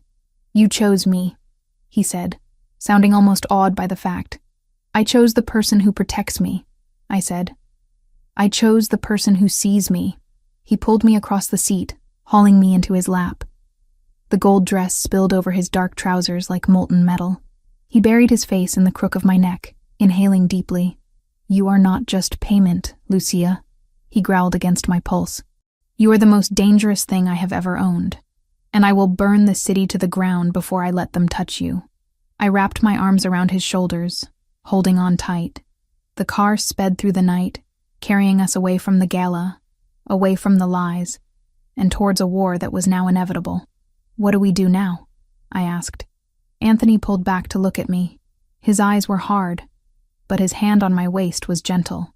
"Now," he said, "we stop playing defense. If the O'Sullivans want a war, we give them a massacre. And your father is going to learn that some debts can't be paid with money." I didn't flinch. I didn't beg for mercy. I nodded. "Okay," I said, and in that word, I sealed my fate. I wasn't an observer anymore. I was an accomplice, and as Anthony's lips crashed onto mine, searing and possessive, I realized I wouldn't have it any other way. The girl in the corner was dead. The woman in the gold dress was ready to reign. The transition from the golden warmth of the gala to the cold, militaristic precision of the penthouse was jarring. The silence that filled the apartment wasn't the peaceful quiet of luxury anymore. It was the holding breath of a battlefield before the first shot is fired. Anthony moved with a terrifying efficiency. He had stripped off his tuxedo jacket and the silk tie, replacing them with a tactical vest that he strapped over his white dress shirt. He didn't look like a businessman now. He didn't even look like a mob boss. He looked like a soldier preparing for a siege. I stood by the kitchen island, still wearing the gold dress, though I felt ridiculous in it now. The silk felt too thin, too fragile for the reality that had just crashed into our lives. "The perimeter is sealed," Anthony said, checking the magazine of a handgun. before sliding it into a holster at his hip. "I have 6 men in the lobby, 2 in the elevator shaft, and 3 on the roof. The blast shutters are down on the windows. You are safer here than in the president's bunker. And you?" I asked, my voice steady despite the tremor in my hands. "Where are you going?" "To end it," he replied. He walked over to me, stopping just inches away. The smell of expensive cologne was gone, replaced by the scent of gun oil and cold resolve. He reached out, cupping my face in his hands. His thumbs traced my cheekbones, his eyes searching mine with an intensity that made my knees weak. "I am going to find your father. I am going to find the O'Sullivans. And I am going to make sure they never threaten this house again." "Don't go alone," I whispered. "I'm not alone.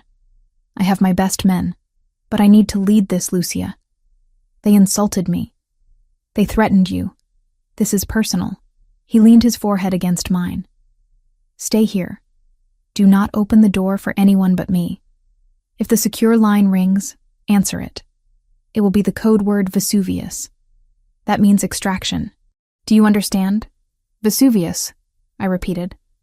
"I understand." He kissed me then. It wasn't gentle. It was hard, possessive, a promise of return. Then he pulled away, turned, and walked out the door without looking back. The heavy lock clicked into place, sealing me inside the golden cage. I stood there for a long time, listening to the silence. I should have gone to my room. I should have taken a bath, washed off the night, and waited like a good little asset. But my mind was racing. The image of Eleanor O'Sullivan's smile, the venom in her voice when she spoke of my father, the absolute certainty that Thomas Evans was selling me out, it all churned in my stomach like acid. I couldn't just sit. I went to my room and stripped off the gold dress, letting it pool on the floor like shed skin. I pulled on black jeans, heavy boots, and a dark cashmere sweater. I needed to feel armored. Then, I went to the bottom drawer of my nightstand. Taped to the underside was a burner phone. An old, cracked smartphone that had belonged to my father years ago. I had kept it not out of sentiment, but out of paranoia. When I moved in, I had swapped the SIM card for a prepaid one I'd bought with cash from the antique shop job. Anthony knew everything about me, but he didn't know about this phone. Everyone needs a secret, I had told myself. I turned it on. The screen flickered to life, the battery bar hovering at 15%. It vibrated immediately. My heart slammed against my ribs. No one had this number. No one except the emergency contact list I had set up for my father years ago in case he ended up in a hospital or a ditch. I opened the message. Sender, Dad. Time, 11:42. Lucia. I know you hate me. I know what Eleanor told you. She's lying. I'm not selling you out. I'm trying to save you. They know Anthony is coming. It's an ambush. The driver, Marco, is on their payroll. They are taking him to the shipping yards, not Queens. Pier 4, they have a sniper team waiting. Please, I messed up, but I won't let you die. Tell him. I stared at the screen, my breath catching in my throat. A trap. My mind raced, analyzing the data like I analyzed a fraudulent painting. Was it true? My father was a liar. Yes. A manipulator, absolutely. But he was also a coward. If Anthony died, the Ravellini empire would crumble, and the O'Sullivans would have no reason to keep Thomas alive. His safety depended on the balance of power. If the O'Sullivans took over, they would just kill him to tie up loose ends. His only chance of survival was chaos, or Anthony winning. The logic held. The driver? Marco. I had seen him talking to one of the O'Sullivan guards at the gala. Just a nod. I hadn't thought anything of it at the time, but now? I dialed Anthony's number on the secure house line. Beep, beep, beep. The number you have reached is not in service. Protocol silence. He had cut communications to prevent tracking. He was walking into a kill box, and he was deaf to the warning. I paced the living room floor. Panic clawed at my throat, but I forced it down. I was Lucia Evans. I was the woman who spotted a fake Chagall from across the room. I didn't panic. I solved problems. If I stayed here, Anthony would go to the shipping yards. Marco would drive him right into the crosshairs. Anthony would die. And then the O'Sullivans would come here, override the security with Marco's help, and drag me out. If I left, I stopped pacing. I looked at the message again. Pier 4. I knew Pier 4. It was an old Ravellini drop point that had been abandoned years ago. It was isolated. If I could get there, if I could get close enough to signal him, or create a distraction, but I couldn't just walk out. The guards in the lobby would stop me, unless I gave them a reason not to. I ran to the office. I grabbed a piece of heavy stationery from Anthony's desk. I wrote quickly, my handwriting sharp and angular. Protocol override. Thomas contacted me. He claims ambush at Pier 4. I have the encryption keys for the O'Sullivan accounts. The bluff. I am going to the secondary extraction point to trade for the intel. Do not follow me. Secure the perimeter. I will contact via Vesuvius channel. It was a lie, partially. But it sounded authoritative. It sounded like something the partner of Anthony Ravellini would do. I left the note on the kitchen island, right next to his espresso machine where the head of security would check during his rounds in 20 minutes. Then, I went to the service elevator. I knew the code. I had watched Anthony punch it in 3 weeks ago. 1982. The year of the fake wine. He had a sense of humor. I punched it in. The doors slid open. I took a deep breath. I was leaving the safety of the fortress. I was walking back into the dark, but as the elevator descended, I didn't feel like a victim. I felt like a player moving a piece on the board. Getting out of the building was easier than it should have been, which should have been my first warning. I used the service exit that led into the alleyway, bypassing the main lobby guards. The night air was freezing, biting through my sweater. I didn't take one of Anthony's cars. They were all tracked. I walked 3 blocks, keeping to the shadows, my boots silent on the wet pavement. I found a taxi stand near the metro station. Queens, I told the driver, near the shipyards, and step on it. The ride was a blur of neon lights and rain-streaked windows. I gripped the burner phone so hard my knuckles turned white. Every minute felt like an hour. I kept checking the time. 12:15 a.m. Anthony would be arriving soon. The taxi dropped me off a block away from the entrance to the pier. The area was desolate. Rusted fences, piles of shipping containers, the smell of salt water and rotting wood. I paid the driver with the cash I had stashed in my boot weeks ago and waited for him to leave. I moved toward Pier 4. It was dark, the only light coming from a single floodlight buzzing overhead. I didn't see Anthony's SUV. I didn't see Marco. I crept closer, hiding behind a stack of wooden pallets. My heart was hammering so loud I was sure it echoed off the metal containers. "Dad?" I whispered, looking at the phone. "Where are you?" My phone buzzed. "Inside the warehouse, 2nd floor office. I can see the entrance. Hurry, they're setting up." I looked at the warehouse. The side door was slightly ajar. Logic told me to wait. Logic told me to wait for Anthony. But fear for the man I loved, overrode the logic. If the sniper was already set up, Anthony wouldn't even make it out of the car. I slipped through the side door. The warehouse was cavernous, filled with shadows and the sound of dripping water.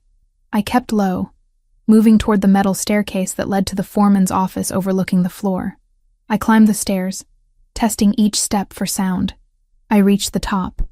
The office door was closed. I could see a sliver of light underneath it.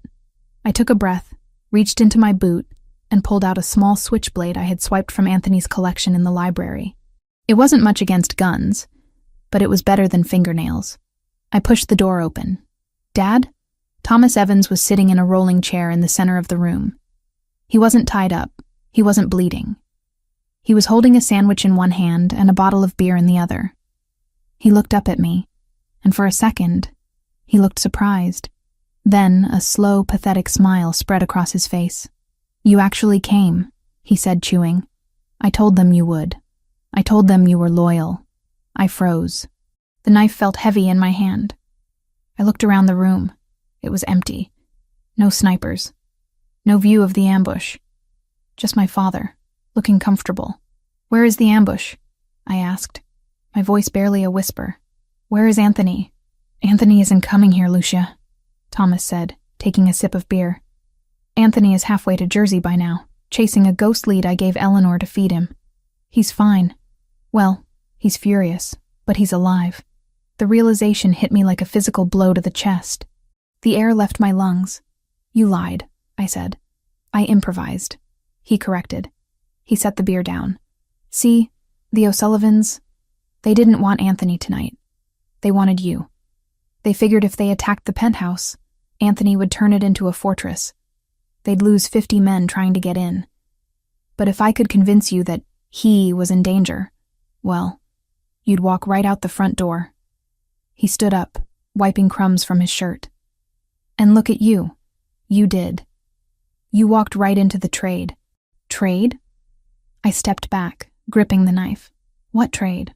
My debt for you, Thomas said simply. 100 grand.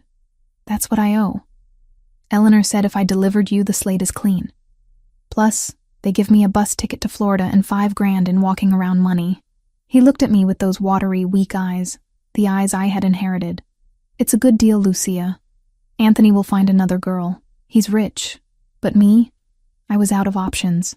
You sold me, I whispered. Again. I saved myself, he snapped, his voice rising. Do you know what they do to people who don't pay? They were going to cut off my fingers, Lucia. One by one. You're young. You're pretty. You'll survive whatever they want. You're tough. Like your mother. Don't you dare speak her name, I hissed. I raised the knife. You are sick. You are disease. I'm a survivor, he yelled. Just like you. No. A deep voice came from the shadows behind me. She is nothing like you. I spun around. Emerging from the darkness of the stairwell were 3 men. I recognized the center one immediately. Patrick O'Sullivan, the bulldog from the gala. He was flanked by 2 guards who looked like they were carved out of granite. Drop the knife, darling, Patrick said, his voice grating like gravel. Or I shoot your father, which, honestly, would be doing the world a favor. But a deal is a deal. I looked at Patrick. Then I looked at Thomas. My father was shrinking back, looking terrified now that the reality of the O'Sullivans was in the room. Lucia, put it down, Thomas pleaded. Don't make them mad. I looked at the knife. It was useless against 3 armed men. I wasn't going to win a firefight. Not here, not alone. I dropped the knife. It clattered loudly on the metal floor. Smart girl, Patrick grinned. He signaled his men. One of them moved forward, grabbing my arms and twisting them behind my back. He slapped a pair of zip ties onto my wrists. The plastic bit into my skin, tight and painful. The debt is cleared? Thomas asked, his voice trembling. I can go? Patrick looked at Thomas with pure disgust. Yeah, you can go. Get out of my city, Evans. If I see you again, I'll kill you just for the smell. Thomas didn't wait. He grabbed his jacket. He started to walk toward the door, passing me. He paused for a second. He looked at me, bound and captured because I had tried to save the man I loved. Because I had believed, for one stupid second, that my father had a shred of humanity left. It's for the best, Lucia, he mumbled, refusing to meet my eyes. You'll see. Rage, cold, and absolute flooded my veins. It replaced the fear. It replaced the shock. Thomas, I said. He looked up, surprised I spoke. I didn't scream. I didn't cry. I gathered every ounce of saliva in my mouth and spat right in his face. It hit him on the cheek, running down toward his chin. He flinched back as if I had burned him. You aren't my father, I said, my voice dead calm. And you didn't save yourself. You just dug a grave. Because when Anthony finds out what you did, Florida won't be far enough. Hell won't be far enough. Thomas wiped his face, looking shaken. He didn't say anything else. He turned and ran out of the room, a rat scurrying off a sinking ship. Patrick O'Sullivan laughed. He walked over to me, grabbing my chin roughly in his hand. He forced me to look at him. You got fire, he noted. I like that. Anthony always did have a taste for the wild ones. He's going to kill you, I said. He's going to burn this entire city down to find me. Patrick's smile faded. Let him try. By the time he finds you, darling, you're going to be the bait in a trap so big even he can't chew his way out of it. He pulled a black hood from his pocket. Nighty-night, princess. He jammed the hood over my head. My world went black. The last thing I smelled was the stale beer my father had been drinking and the cheap cologne of the O'Sullivan goon. I didn't struggle as they dragged me out. I didn't scream. I saved my energy. I thought about the note I had left. I thought about the encryption keys I had mentioned. The bluff. And I thought about Anthony. He hadn't been ambushed. He was safe. He was alive. And that meant he was coming. "Hold on," I told myself as they threw me into the back of a van. Just hold on. The engine roared to life, and the van lurched forward, carrying me away from the only home I had ever known. But as the darkness swallowed me, I didn't feel helpless. I felt a cold, calculating resolve hardening in my chest. My father had sold me for a bus ticket. The O'Sullivans had taken me for leverage, but they had all made one critical mistake.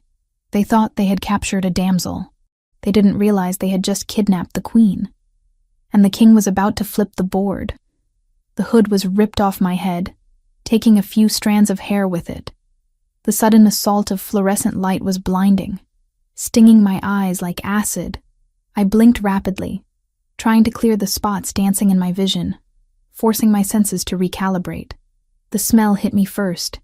Diesel fumes, rust, and the metallic tang of old blood. I was seated in a metal chair, my wrists zip-tied painfully behind my back, my ankles bound to the chair legs. Welcome back to the land of the living, sleeping beauty. Patrick O'Sullivan was leaning against a stack of crates a few feet away, twirling a heavy black pistol around his finger. We weren't in the office anymore. We were on the ground floor of a massive warehouse, a cathedral of corrugated steel and concrete. It was cold, the kind of damp chill that seeps into your bones and stays there. I straightened my spine. I wouldn't give him the satisfaction of seeing me slump. "You're making a mistake," I said. My voice was raspy, but steady. "I don't think so." Patrick grinned, revealing yellowed teeth. "I have the girl. I have the leverage. And soon I'll have the encryption keys to Ravellini's offshore accounts. Unless you lied about those?" "I didn't lie," I said, maintaining the bluff I had written in the note. "But I don't carry them in my head. They're on a secure server. You need my biometrics to access them. We'll get your biometrics," he said dismissively. "One way or another. Fingerprints are easy to take, even if they aren't attached to the hand anymore." I felt a cold shiver trace down my spine, but I locked it away. "Anthony will be here." "Anthony is chasing his tail in Jersey," Patrick laughed. "Your daddy did a good job, sold the lie perfectly." "Did he?" The voice didn't come from me. It came from the shadows near the loading dock doors. Patrick spun around, raising his gun. His 6 guards, positioned around the perimeter, snapped their weapons up. Emerging from the darkness wasn't a SWAT team. It wasn't a roaring army. It was just Anthony Ravellini. He walked into the circle of light with a terrifying, casual grace. He wasn't wearing his tactical vest anymore. He had discarded it, leaving him in a white dress shirt that was stark against the gloom. His hands were empty. He held them out to his sides, palms open. "Anthony," Patrick sneered, though I saw his grip on the gun tighten. "You're faster than I thought. But you're stupid. Walking in here alone?" "I'm not alone," Anthony said calmly. He stopped 10 feet away from us. He didn't look at Patrick. He looked at me. His dark eyes swept over my face, checking for bruises, for blood. When he saw I was unharmed, a muscle in his jaw ticked. The only sign of the volcano erupting beneath his skin. "I brought a gift," Anthony signaled with 2 fingers. From the darkness behind him, 2 of his enforcers dragged a man into the light. They didn't walk him. They hauled him by his armpits, his feet dragging uselessly on the concrete. They threw him to the floor at Patrick's feet. It was Thomas Evans. My father looked like he had been through a blender. His lip was split, his eye swollen shut, and he was sobbing. Incoherent pleas for mercy bubbling from his lips. He was clutching a duffel bag, the bag containing the money and bus ticket Patrick had promised him. He was trying to catch a cab on 4th Avenue, Anthony said, his voice devoid of emotion. He seemed in a rush. I thought he should stay for the party. Patrick looked down at Thomas, then back at Anthony. "You caught him. Congratulations. He's garbage anyway. I was done with him. He sold you something that didn't belong to him," Anthony said. He took a step forward. The O'Sullivan guards tensed, fingers twitching on triggers. He sold you my wife. The word hung in the air, heavy and absolute, detonating somewhere deep in my chest. Wife. Not collateral, not asset, not debt. Maybe a weaponized word in front of these men, but it wrapped itself around my throat all the same. Patrick laughed. A harsh barking sound. Wife? She's payment, Anthony.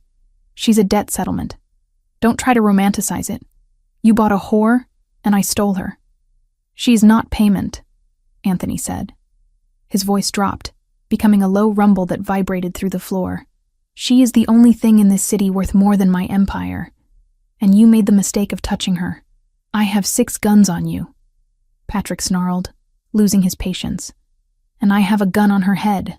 He moved fast, pressing the barrel of his pistol against my temple. The metal was cold. I stopped breathing. One move, Anthony, and I paint the wall with her brains. Drop to your knees. Anthony didn't move. He didn't drop. He stared at Patrick with a look of supreme boredom. You won't shoot her, Anthony said, because if you do, you lose the encryption keys. You lose the leverage. And my sniper, who is currently aiming at your medulla oblongata from the catwalk, will turn your head into a canoe. Patrick froze. His eyes darted up to the dark rafters. You're bluffing, Patrick whispered. Am I? Anthony tilted his head. Lucia, tell him.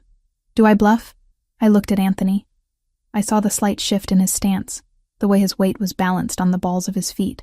He was coiled energy, waiting for a trigger. He doesn't bluff, I said clearly. He calculates. Drop the gun, Patrick, Anthony commanded. And I might let you leave here with your life. I'll keep the warehouse, of course. Consider it a penalty for the inconvenience. Patrick's face twisted in rage. He was trapped. He knew it. If he shot me, he died. If he surrendered, he lost face. He was a cornered rat, and rats bite. Screw you, Patrick screamed. Kill him. Kill them all. He didn't shoot me. He swung the gun toward Anthony. Time seemed to fracture. In the split second before Patrick pulled the trigger, Anthony moved. He didn't dive for cover. He dove forward. At the same time, I threw my weight violently to the right. The chair tipped over, crashing onto the concrete just as a bullet whizzed through the space where my head had been a second ago. Chaos erupted. The sound of gunfire was deafening in the enclosed space. Crack, crack, crack. I hit the floor hard, my shoulder taking the brunt of the impact. I couldn't see much from my angle, just flashes of muzzle fire and boots scrambling. Secure the girl, I heard Anthony roar. I struggled against the zip ties, twisting my wrists until the skin broke. The plastic bit deep, but the adrenaline numbed the pain. A pair of boots landed next to my face. It was one of the O'Sullivan guards. He reached down, grabbing my arm to haul me up, using me as a human shield. Get up, bitch! I didn't get up. I coiled my legs and kicked out with everything I had. The heel of my heavy boot connected solidly with his kneecap. There was a sickening crunch.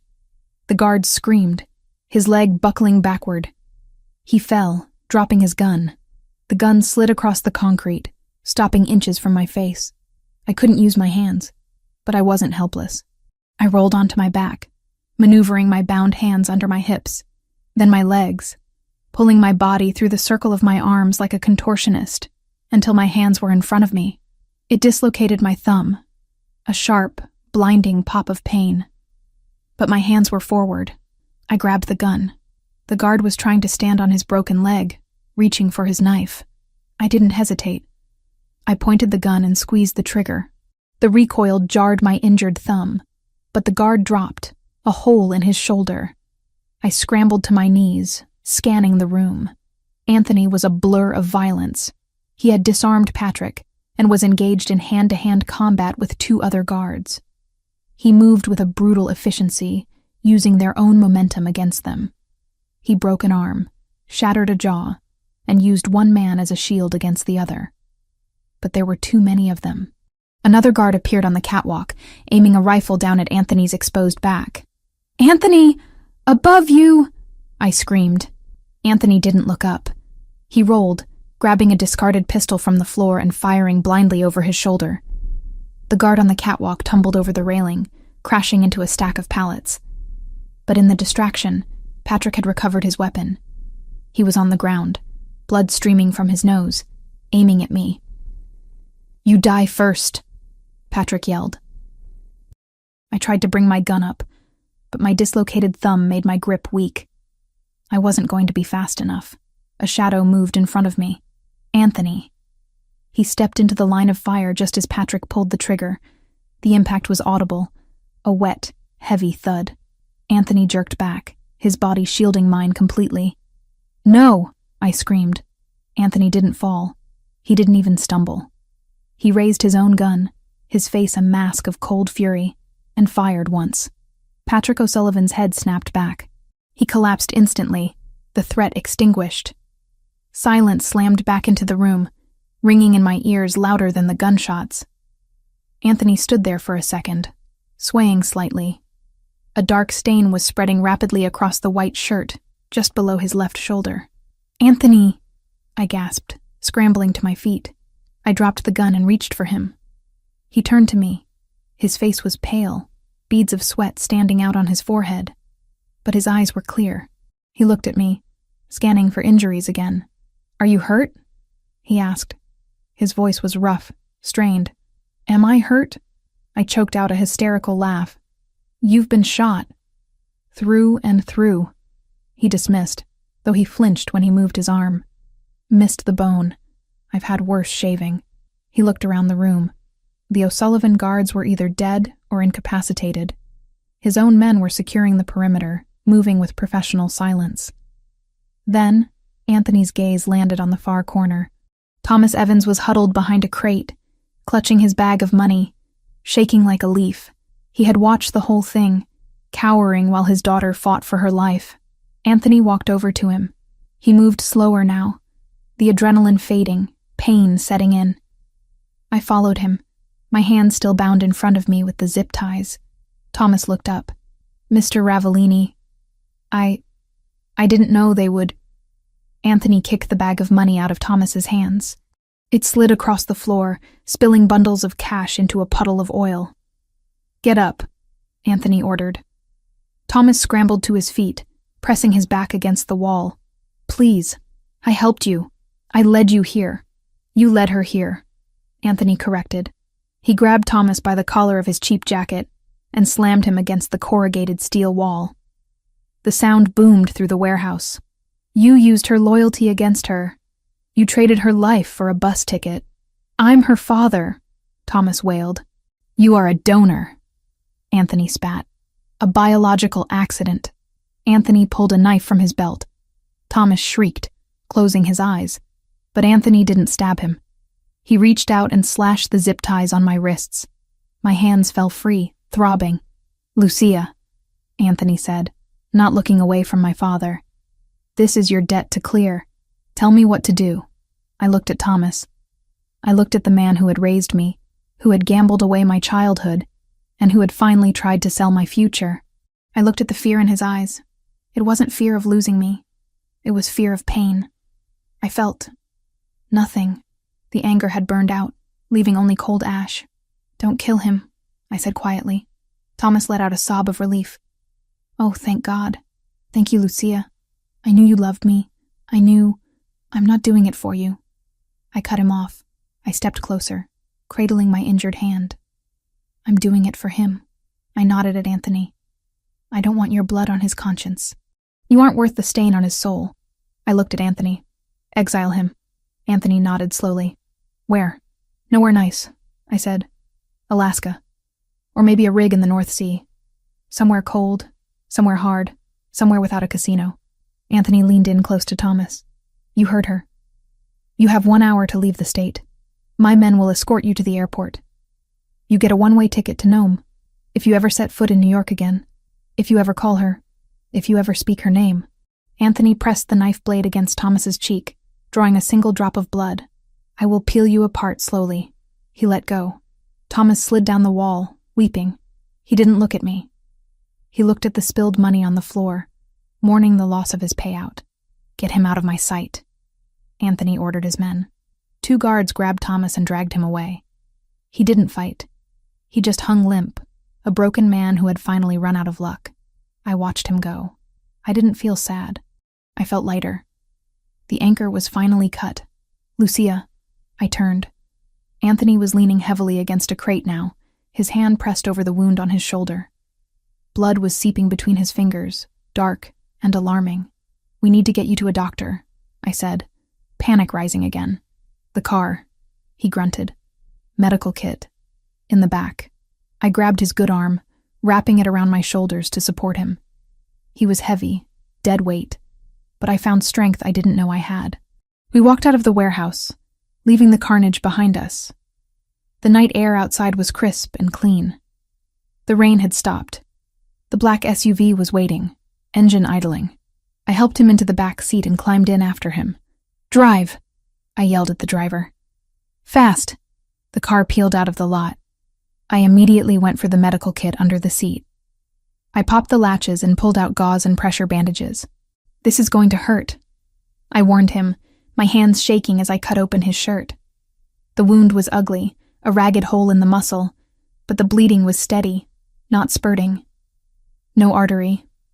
"Do it," Anthony gritted out through clenched teeth. I pressed the gauze pad onto the wound.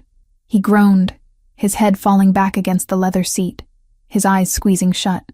I applied pressure, leaning my weight onto his shoulder. "I'm sorry," I whispered, tears finally stinging my eyes. "I'm so sorry. I shouldn't have come." I walked right into it. Anthony opened his eyes. They were hazy with pain, but they locked onto mine with that familiar intensity. He reached up with his bloody hand and cupped the back of my neck, pulling me down until our foreheads touched. "You came," he rasped. "You came for me. I thought you were in trouble." "You were wrong," he said. A ghost of a smile touched his lips. "But you were brave. Stupid. Reckless. But brave." "I kicked a guy," I sniffled, a laugh bubbling up through the tears. "I saw," he murmured. "Excellent form." He shifted his grip, his fingers tangling in my hair. The smell of copper and gunpowder filled the small space between us. "You took a bullet for me," I said. "I told you," he whispered, his gaze dropping to my mouth. "I protect what is mine." "Is that what I am?" I asked. "Yours? Lucia," he breathed. "You have been mine since the moment you looked me in the eye in that living room and didn't blink. I just needed you to realize it." He didn't wait for an answer. He pulled my head down and crushed his lips against mine. It wasn't a gentle kiss. It was desperate. It tasted of blood and fear and survival. It was the kiss of two people who had looked death in the face and spat in its eye. I kissed him back with everything I had, pouring all my relief, all my anger, all my love into it. My hands were covered in his blood. His hand was tangling in my hair. The pain in my thumb, the ache in my shoulder. It all faded into the background. All that mattered was the heat of his mouth and the beat of his heart against my chest. When we finally broke apart, gasping for air, he didn't let me go. He kept his forehead pressed to mine. "You're not leaving," he stated. It wasn't a question. "No," I whispered. "I'm not leaving." "Good." He closed his eyes, his breathing evening out as the adrenaline crash hit him. "Because I'm not letting you go. Not after tonight. Not ever." I looked down at his sleeping face, at the harsh lines softened by exhaustion. I pressed the bandage tighter against his shoulder. We were bloodied. We were battered. My father was gone, exiled to the ice. The O'Sullivans were broken. The war was over. But looking at Anthony Ravellini, I knew the reign was just beginning. And this time, I wasn't just a spectator. I was sitting on the throne right beside him. "Drive," I whispered to the driver, my voice steel. "Take us home." The elevator doors slid open, revealing the penthouse not as a fortress, but as a sanctuary. The silence that greeted us was profound, a stark contrast to the cacophony of gunfire and screaming metal we had left behind at the warehouse. I helped Anthony into the living room. He was heavy against me, his adrenaline fading, leaving behind the raw, grinding reality of a bullet wound. His face was pale, a sheen of sweat clinging to his forehead. But he didn't complain. He didn't groan. He just moved with a grim determination. one foot in front of the other. "The sofa," I commanded, guiding him toward the long leather couch. "I need the light." He sat down heavily, his good hand immediately going to his shoulder.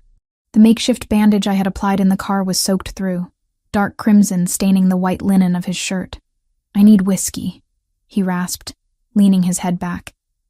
"And the medical kit is in the bathroom cabinet. Bottom shelf. I know where it is." I ran to the bathroom. My hands were shaking, but I forced them to steady. I washed the blood, his blood, the guard's blood, off my skin with scalding water. I grabbed the kit, a bottle of antiseptic, and clean towels. When I returned to the living room, Anthony had already poured himself a glass of amber liquid from the decanter on the side table. He downed it in one swallow, the muscles of his throat working. "Take off the shirt," I said, setting the supplies on the coffee table. He fumbled with the buttons, his fingers clumsy from pain. I batted his hands away gently. "Let me." I knelt between his legs. I unbuttoned the ruined shirt, peeling the fabric away from his skin. The wound was ugly, a jagged tear where the bullet had passed through the deltoid muscle. It was bleeding sluggishly now, but it was deep.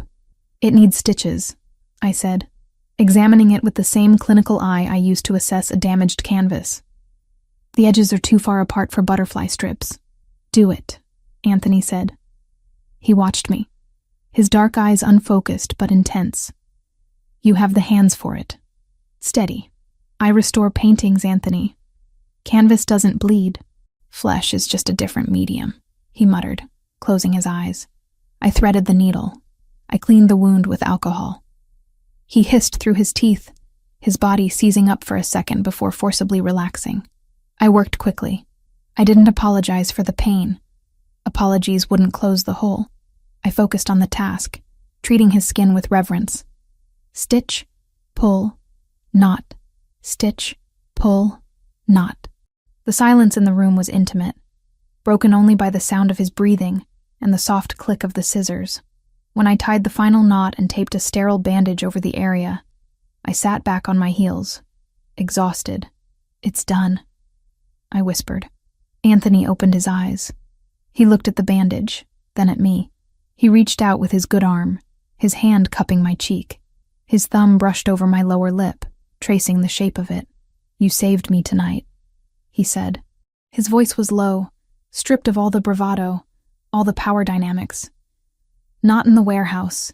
Here. Now. You saved me first," I replied, leaning into his touch. "You stepped in front of a bullet. I would step in front of a train for you," he said simply. The air between us shifted. It wasn't just gratitude anymore. It was something heavier, hotter. The adrenaline that had kept us moving was transforming into a different kind of hunger. We had survived. We were alive. And the need to reaffirm that life, to feel it in every nerve ending, was overwhelming. "Lucia," he breathed, his gaze dropping to my lips. "Come here." I didn't hesitate. I stood up and straddled his lap, mindful of his injured shoulder. I wrapped my arms around his neck, burying my face in the curve of his throat. He smelled of whiskey, copper, and sandalwood. He smelled like home. "I thought I lost you," I confessed against his skin. "When Patrick had the gun." "You will never lose me," Anthony swore, his hand tangled in my hair, pulling my head back so he could look at me. "I am a difficult man to kill, especially now that I have something to live for." He kissed me. This wasn't like the kiss in the car. That was desperate. This was deliberate. It was a claiming. It was a slow, burning fuse that ignited everything it touched. His lips were demanding, moving against mine with a possessive rhythm that made my toes curl. I opened to him, tasting the whiskey on his tongue, meeting his fire with my own. His hand slid down my back, finding the hem of my sweater. His touch was electric, searing through the cashmere. I helped him, pulling the sweater over my head, discarding it on the floor next to his bloody shirt. Skin on skin. The friction was intoxicating. I traced the muscles of his chest, avoiding the bandage, feeling the heavy thud of his heart beneath my palm. It was beating for me. "The contract," he murmured, breaking the kiss to look into my eyes. It's void. I know, I whispered. I'm not here because of a debt. Say it, he commanded. Tell me why you are here. Because I want you, I said, my voice trembling with the truth of it. Because I choose this. I choose you. He groaned, a sound torn from his chest, and pulled me closer. There were no more words. There was only the heat of the penthouse, the city lights watching from a distance, and the two of us, finally breaking down the last walls between us. It wasn't a transaction. It wasn't payment. It was a collision of two souls who had been forged in the fire and found they were made of the same steel. We moved together with a desperate, beautiful rhythm, erasing the violence of the night with the tenderness of the morning. I fell asleep in his arms, his good arm draped over me like a shield, the steady rise and fall of his chest, the only lullaby I needed. The morning sun didn't feel intrusive. It felt victorious. I woke up alone in the bed. For a moment, panic flared. Old habits die hard. But then I saw the note on the pillow. Meeting with the capos. 9 a.m., wear armor. I smiled. He hadn't left me behind. He was inviting me to the war room. I got up, my body aching in a pleasant, lingering way. I showered, scrubbing away the last remnants of the warehouse. I stood before the wardrobe, looking at the rows of clothes Anthony had bought for me. Wear armor. I pushed aside the dresses. Today wasn't a day for silk and flow. Today was a day for structure. I chose a pair of high-waisted black trousers, tailored to perfection. I paired them with a crisp, white silk button-down shirt, tucking it in sharply. I added a black blazer with sharp shoulders, power dressing at its finest. No jewelry except the diamond earrings. Hair pulled back in a severe, sleek ponytail. I looked in the mirror. I didn't look like a mistress. I looked like a CEO. I looked like a Ravellini. I walked out of the room and headed toward the office. I could hear voices drifting down the hallway. Low, rumbling, masculine voices. Tension hung in the air like cigar smoke. The double doors to the office were closed. 2 guards stood outside. They saw me coming. They saw the way I walked, chin up, eyes forward. They didn't ask for ID. They stepped aside and opened the doors. I walked in. The room went silent. Around the long mahogany table sat the inner circle of the Ravellini crime family. 8 men. Hard men. Men with scars and expensive suits and outdated ideas about women. Anthony sat at the head of the table. His left arm was in a sling, hidden beneath his suit jacket, draped over his shoulder. He looked pale, but his eyes were alert, dangerous. He didn't look surprised to see me. He looked proud. "Gentlemen?" Anthony said, his voice cutting through the silence. "You all know Lucia. We know who she is. One of the capos, a man named Russo, no relation to the other family, grunted. He didn't look at me. He looked at Anthony. We heard what happened last night. We heard you took a bullet. For a girl. The disrespect was subtle, but it was there. The implication was clear. You are weak. You let a woman compromise you. I took a bullet eliminating the head of the O'Sullivan family. Anthony corrected coldly. Patrick is dead. The O'Sullivan leadership is decapitated. Lucia moved because she believed there was a sniper waiting to put a hole in my skull the second I stepped out of the car. She acted to keep the man who runs this family alive. That sounds like a victory to me, Russo. It's a mess, another capo argued. The streets are going to be chaos. The O'Sullivan fronts, their money, it's all going to go underground. We missed the chance to seize their assets because we were too busy playing hero. This was my cue. I didn't ask for permission to speak. I walked to the head of the table, standing to Anthony's right. I placed a folder I had compiled from my mental notes onto the mahogany surface. You're wrong, I said. Every head snapped toward me. The audacity of a woman speaking in this room was unheard of. Excuse me? Russo scoffed. Anthony, get your pet under control. Anthony didn't move. He leaned back in his chair, gesturing to me. The floor is yours, Lucia.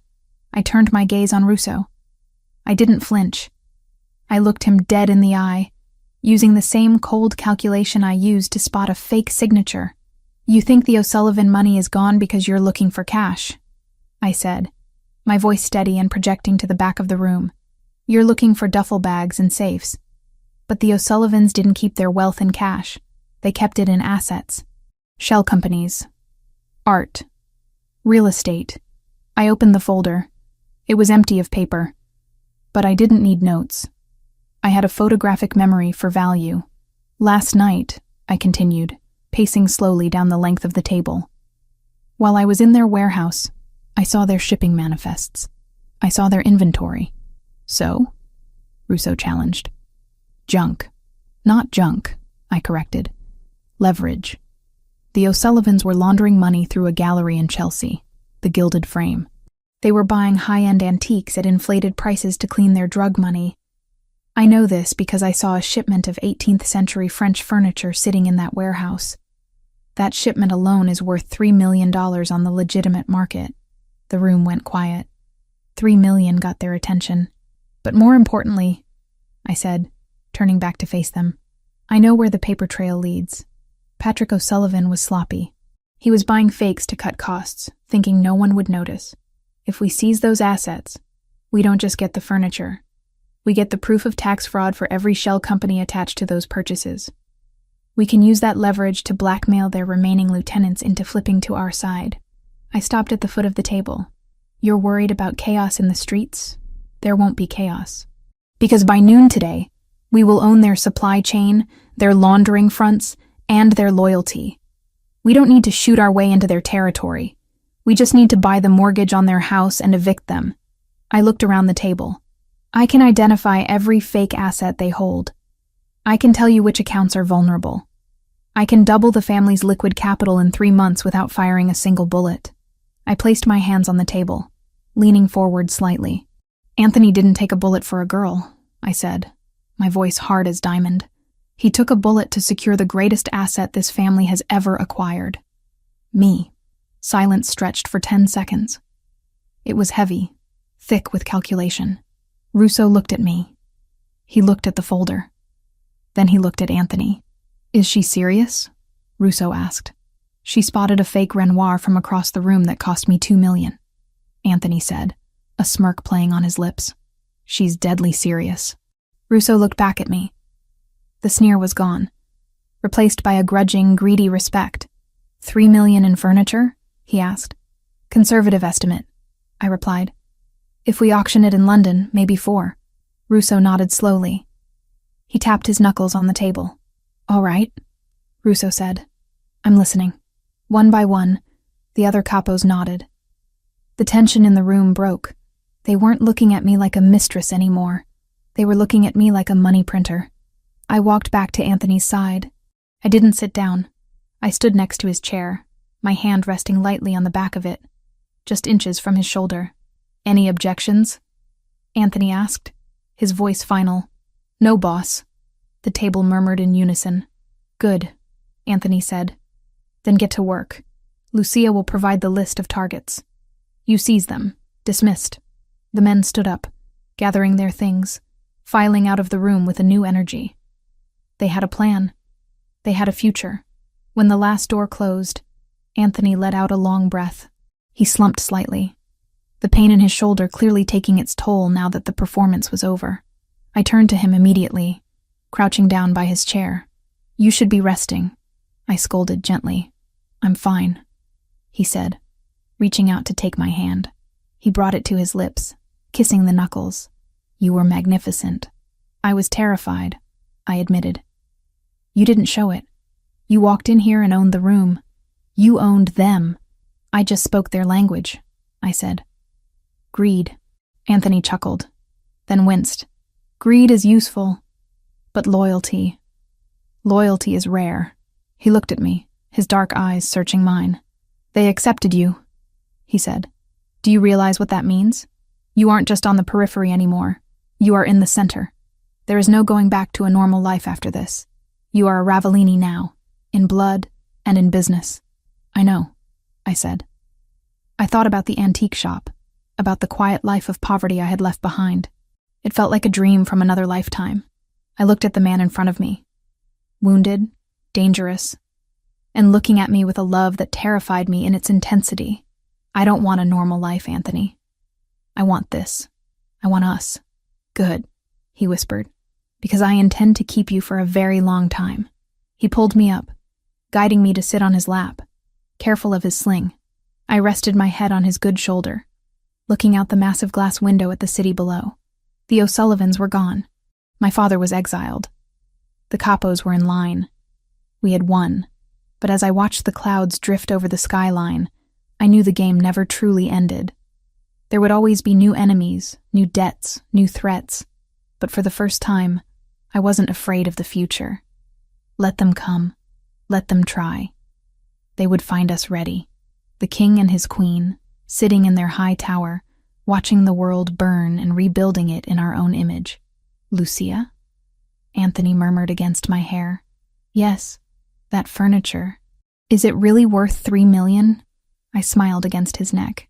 "Probably closer to 5, I whispered. "But I like to underpromise and overdeliver." Anthony laughed, a rich, deep sound that filled the empty room. "That's my girl. 6 months. 182 days. That was how long it had been since the night at the warehouse. Since the night the O'Sullivan empire crumbled and mine began. I stood in the center of the Ravellini Gallery's main showroom, surrounded by the quiet hum of extreme wealth. The space was cavernous, with polished concrete floors and stark white walls that made the art pop with almost violent intensity. Tonight was the opening of our Renaissance of Shadows exhibition, a curated collection of recovered 17th century Italian masterworks. Officially, I was the curator and director. Unofficially, I was the woman who had turned the Ravellini family's dirty money into a cultural institution so pristine that even the mayor was attending tonight. "Director Evans?" I turned. A young assistant, fresh out of Columbia and terrified of her own shadow, was holding a clipboard. "It's just Lucia, Sarah," I corrected gently, though I kept my posture rigid. "What is it?" The bidder for the Caravaggio. He's asking about the provenance documents. He says there's a gap in the ownership history between 1942 and 1946. I smiled. It was a practiced, shark-like smile I had learned from Anthony. "Tell Mr. Henderson that the gap exists because the painting was hidden in a monastery in Tuscany to protect it from the fascists." I lied smoothly. "And tell him if he asks again, the price goes up another 10% for historical research fees." Sarah's eyes widened. "Can we do that?" "We can do whatever we want, Sarah. We own the painting. We own the building. We practically own the block." She nodded frantically and scurried away. I took a sip of my sparkling water. The imposter syndrome that used to plague me, the voice that whispered, "You are just a fraud, you are just a girl with a debt," was silent. It had been silenced by 6 months of hard wins. I hadn't just decorated Anthony's life. I had optimized it. The O'Sullivan assets we seized were now legitimate revenue streams. The furniture I had identified in the warehouse sold for 4.2 million in London. The shell companies were dismantled and restructured. I wasn't just safe. I was essential. "You look dangerous when you're thinking about money." The voice came from behind me, low and intimate, sending a familiar shiver down my spine. I didn't turn immediately. I let the presence of him wash over me. Anthony Ravellini, my partner, my lover, the man who had reshaped my reality. "I'm always thinking about money," I said, turning slowly. "It's part of the job description." Anthony was standing there, looking devastating in a tuxedo that fit his broad shoulders like a second skin. His arm, fully healed now, though a jagged scar remained as a souvenir of our war, was resting casually in his pocket. His dark eyes were fixed on me with a look that made the crowded room disappear. "You outdid yourself," he said, gesturing to the gallery. "The mayor is currently telling the police commissioner that you are a visionary." "The mayor is drunk on the Prosecco," I replied dryly, "and the commissioner knows exactly who runs this city, regardless of what art is on the walls." Anthony stepped closer, invading my personal space in that way he did, claiming me without touching me. "They fear you, Lucia. I saw the way Henderson looked at you. He was terrified to negotiate." "Good," I said. "Fear pays better than respect. Is that something I taught you?" "I'm a quick study." He chuckled, a rich sound that vibrated in his chest. He reached out, his fingers brushing the fabric of my dress. Tonight, I wore silver, a metallic, fluid silk that looked like poured mercury. It was cold, sharp, and undeniable. "Have you heard from the north?" I asked quietly, the code we used for my father. Anthony's expression hardened instantly. The playfulness vanished. "The report came in this morning," he said. "He's in Nome. He's working on a crab boat. It's brutal work, cold, dangerous. Is he gambling? There are no casinos on a fishing trawler, Lucia, and the local bars know that if he places a bet, his kneecaps belong to me. He is miserable, he is cold, but he is alive." I nodded, feeling a strange sense of closure. I didn't wish him death. I just wished him irrelevance. And in the frozen dark of Alaska, Thomas Evans was finally irrelevant. "Does it bother you?" Anthony asked, watching my face closely. "No," I said honestly. "It feels like a story I read a long time ago. He's a ghost. Good, because I don't want ghosts at our celebration." He checked his watch, the same Patek Philippe from the night he bought me. "Wrap it up," he ordered softly. "We're leaving. The auction hasn't even started," I protested. "I have to close the Caravaggio. Sarah can close the Caravaggio.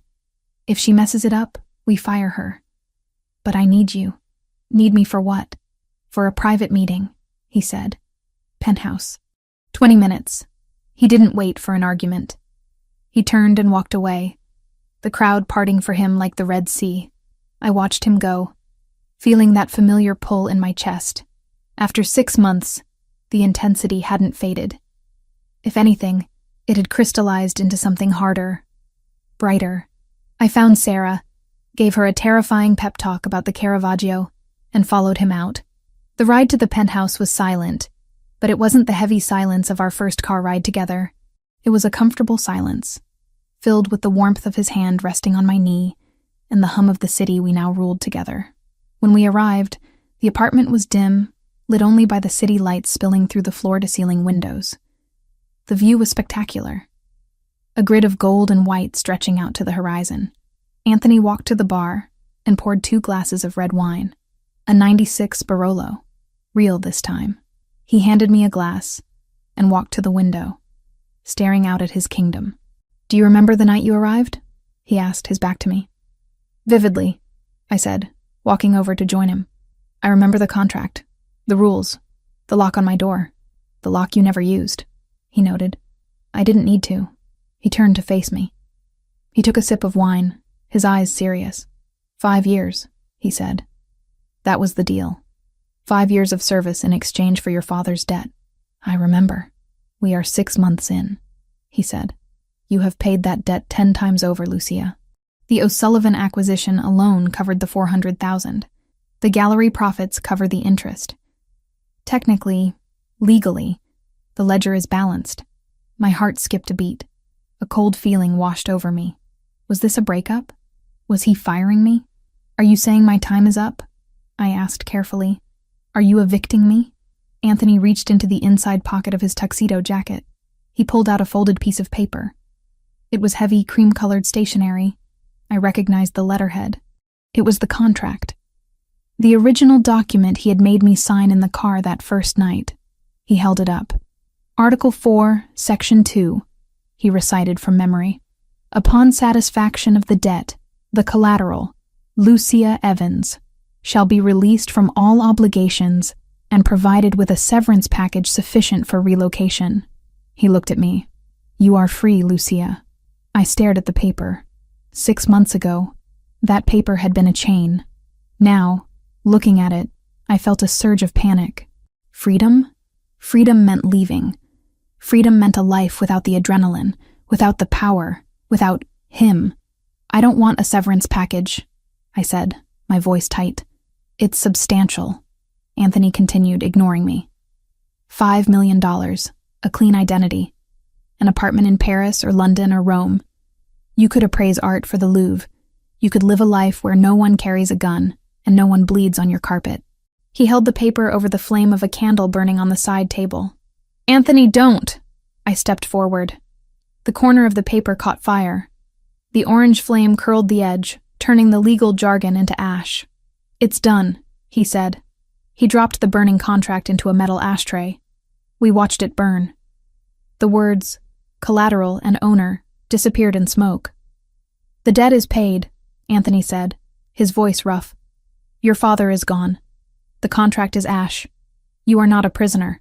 You are not an employee. You are standing in this room because you walked in, but you can walk out." He stepped closer, his body heat radiating toward me. "So I am asking you, Lucia. Not telling you. Asking you." He looked vulnerable. For the first time since I had known him, the Mafia boss looked terrified. "Go to Paris," he whispered. "Be safe. Be normal. Find a man who doesn't have a target on his back." I looked at the ash in the tray. Then I looked at him. I set my wineglass down on the table with a sharp clink. "You're an idiot," I said. Anthony blinked, startled. "Excuse me? You're a brilliant strategist, a ruthless leader, and a terrible judge of character if you think I want Paris," I said, stepping into his space, poking him in the chest with my index finger.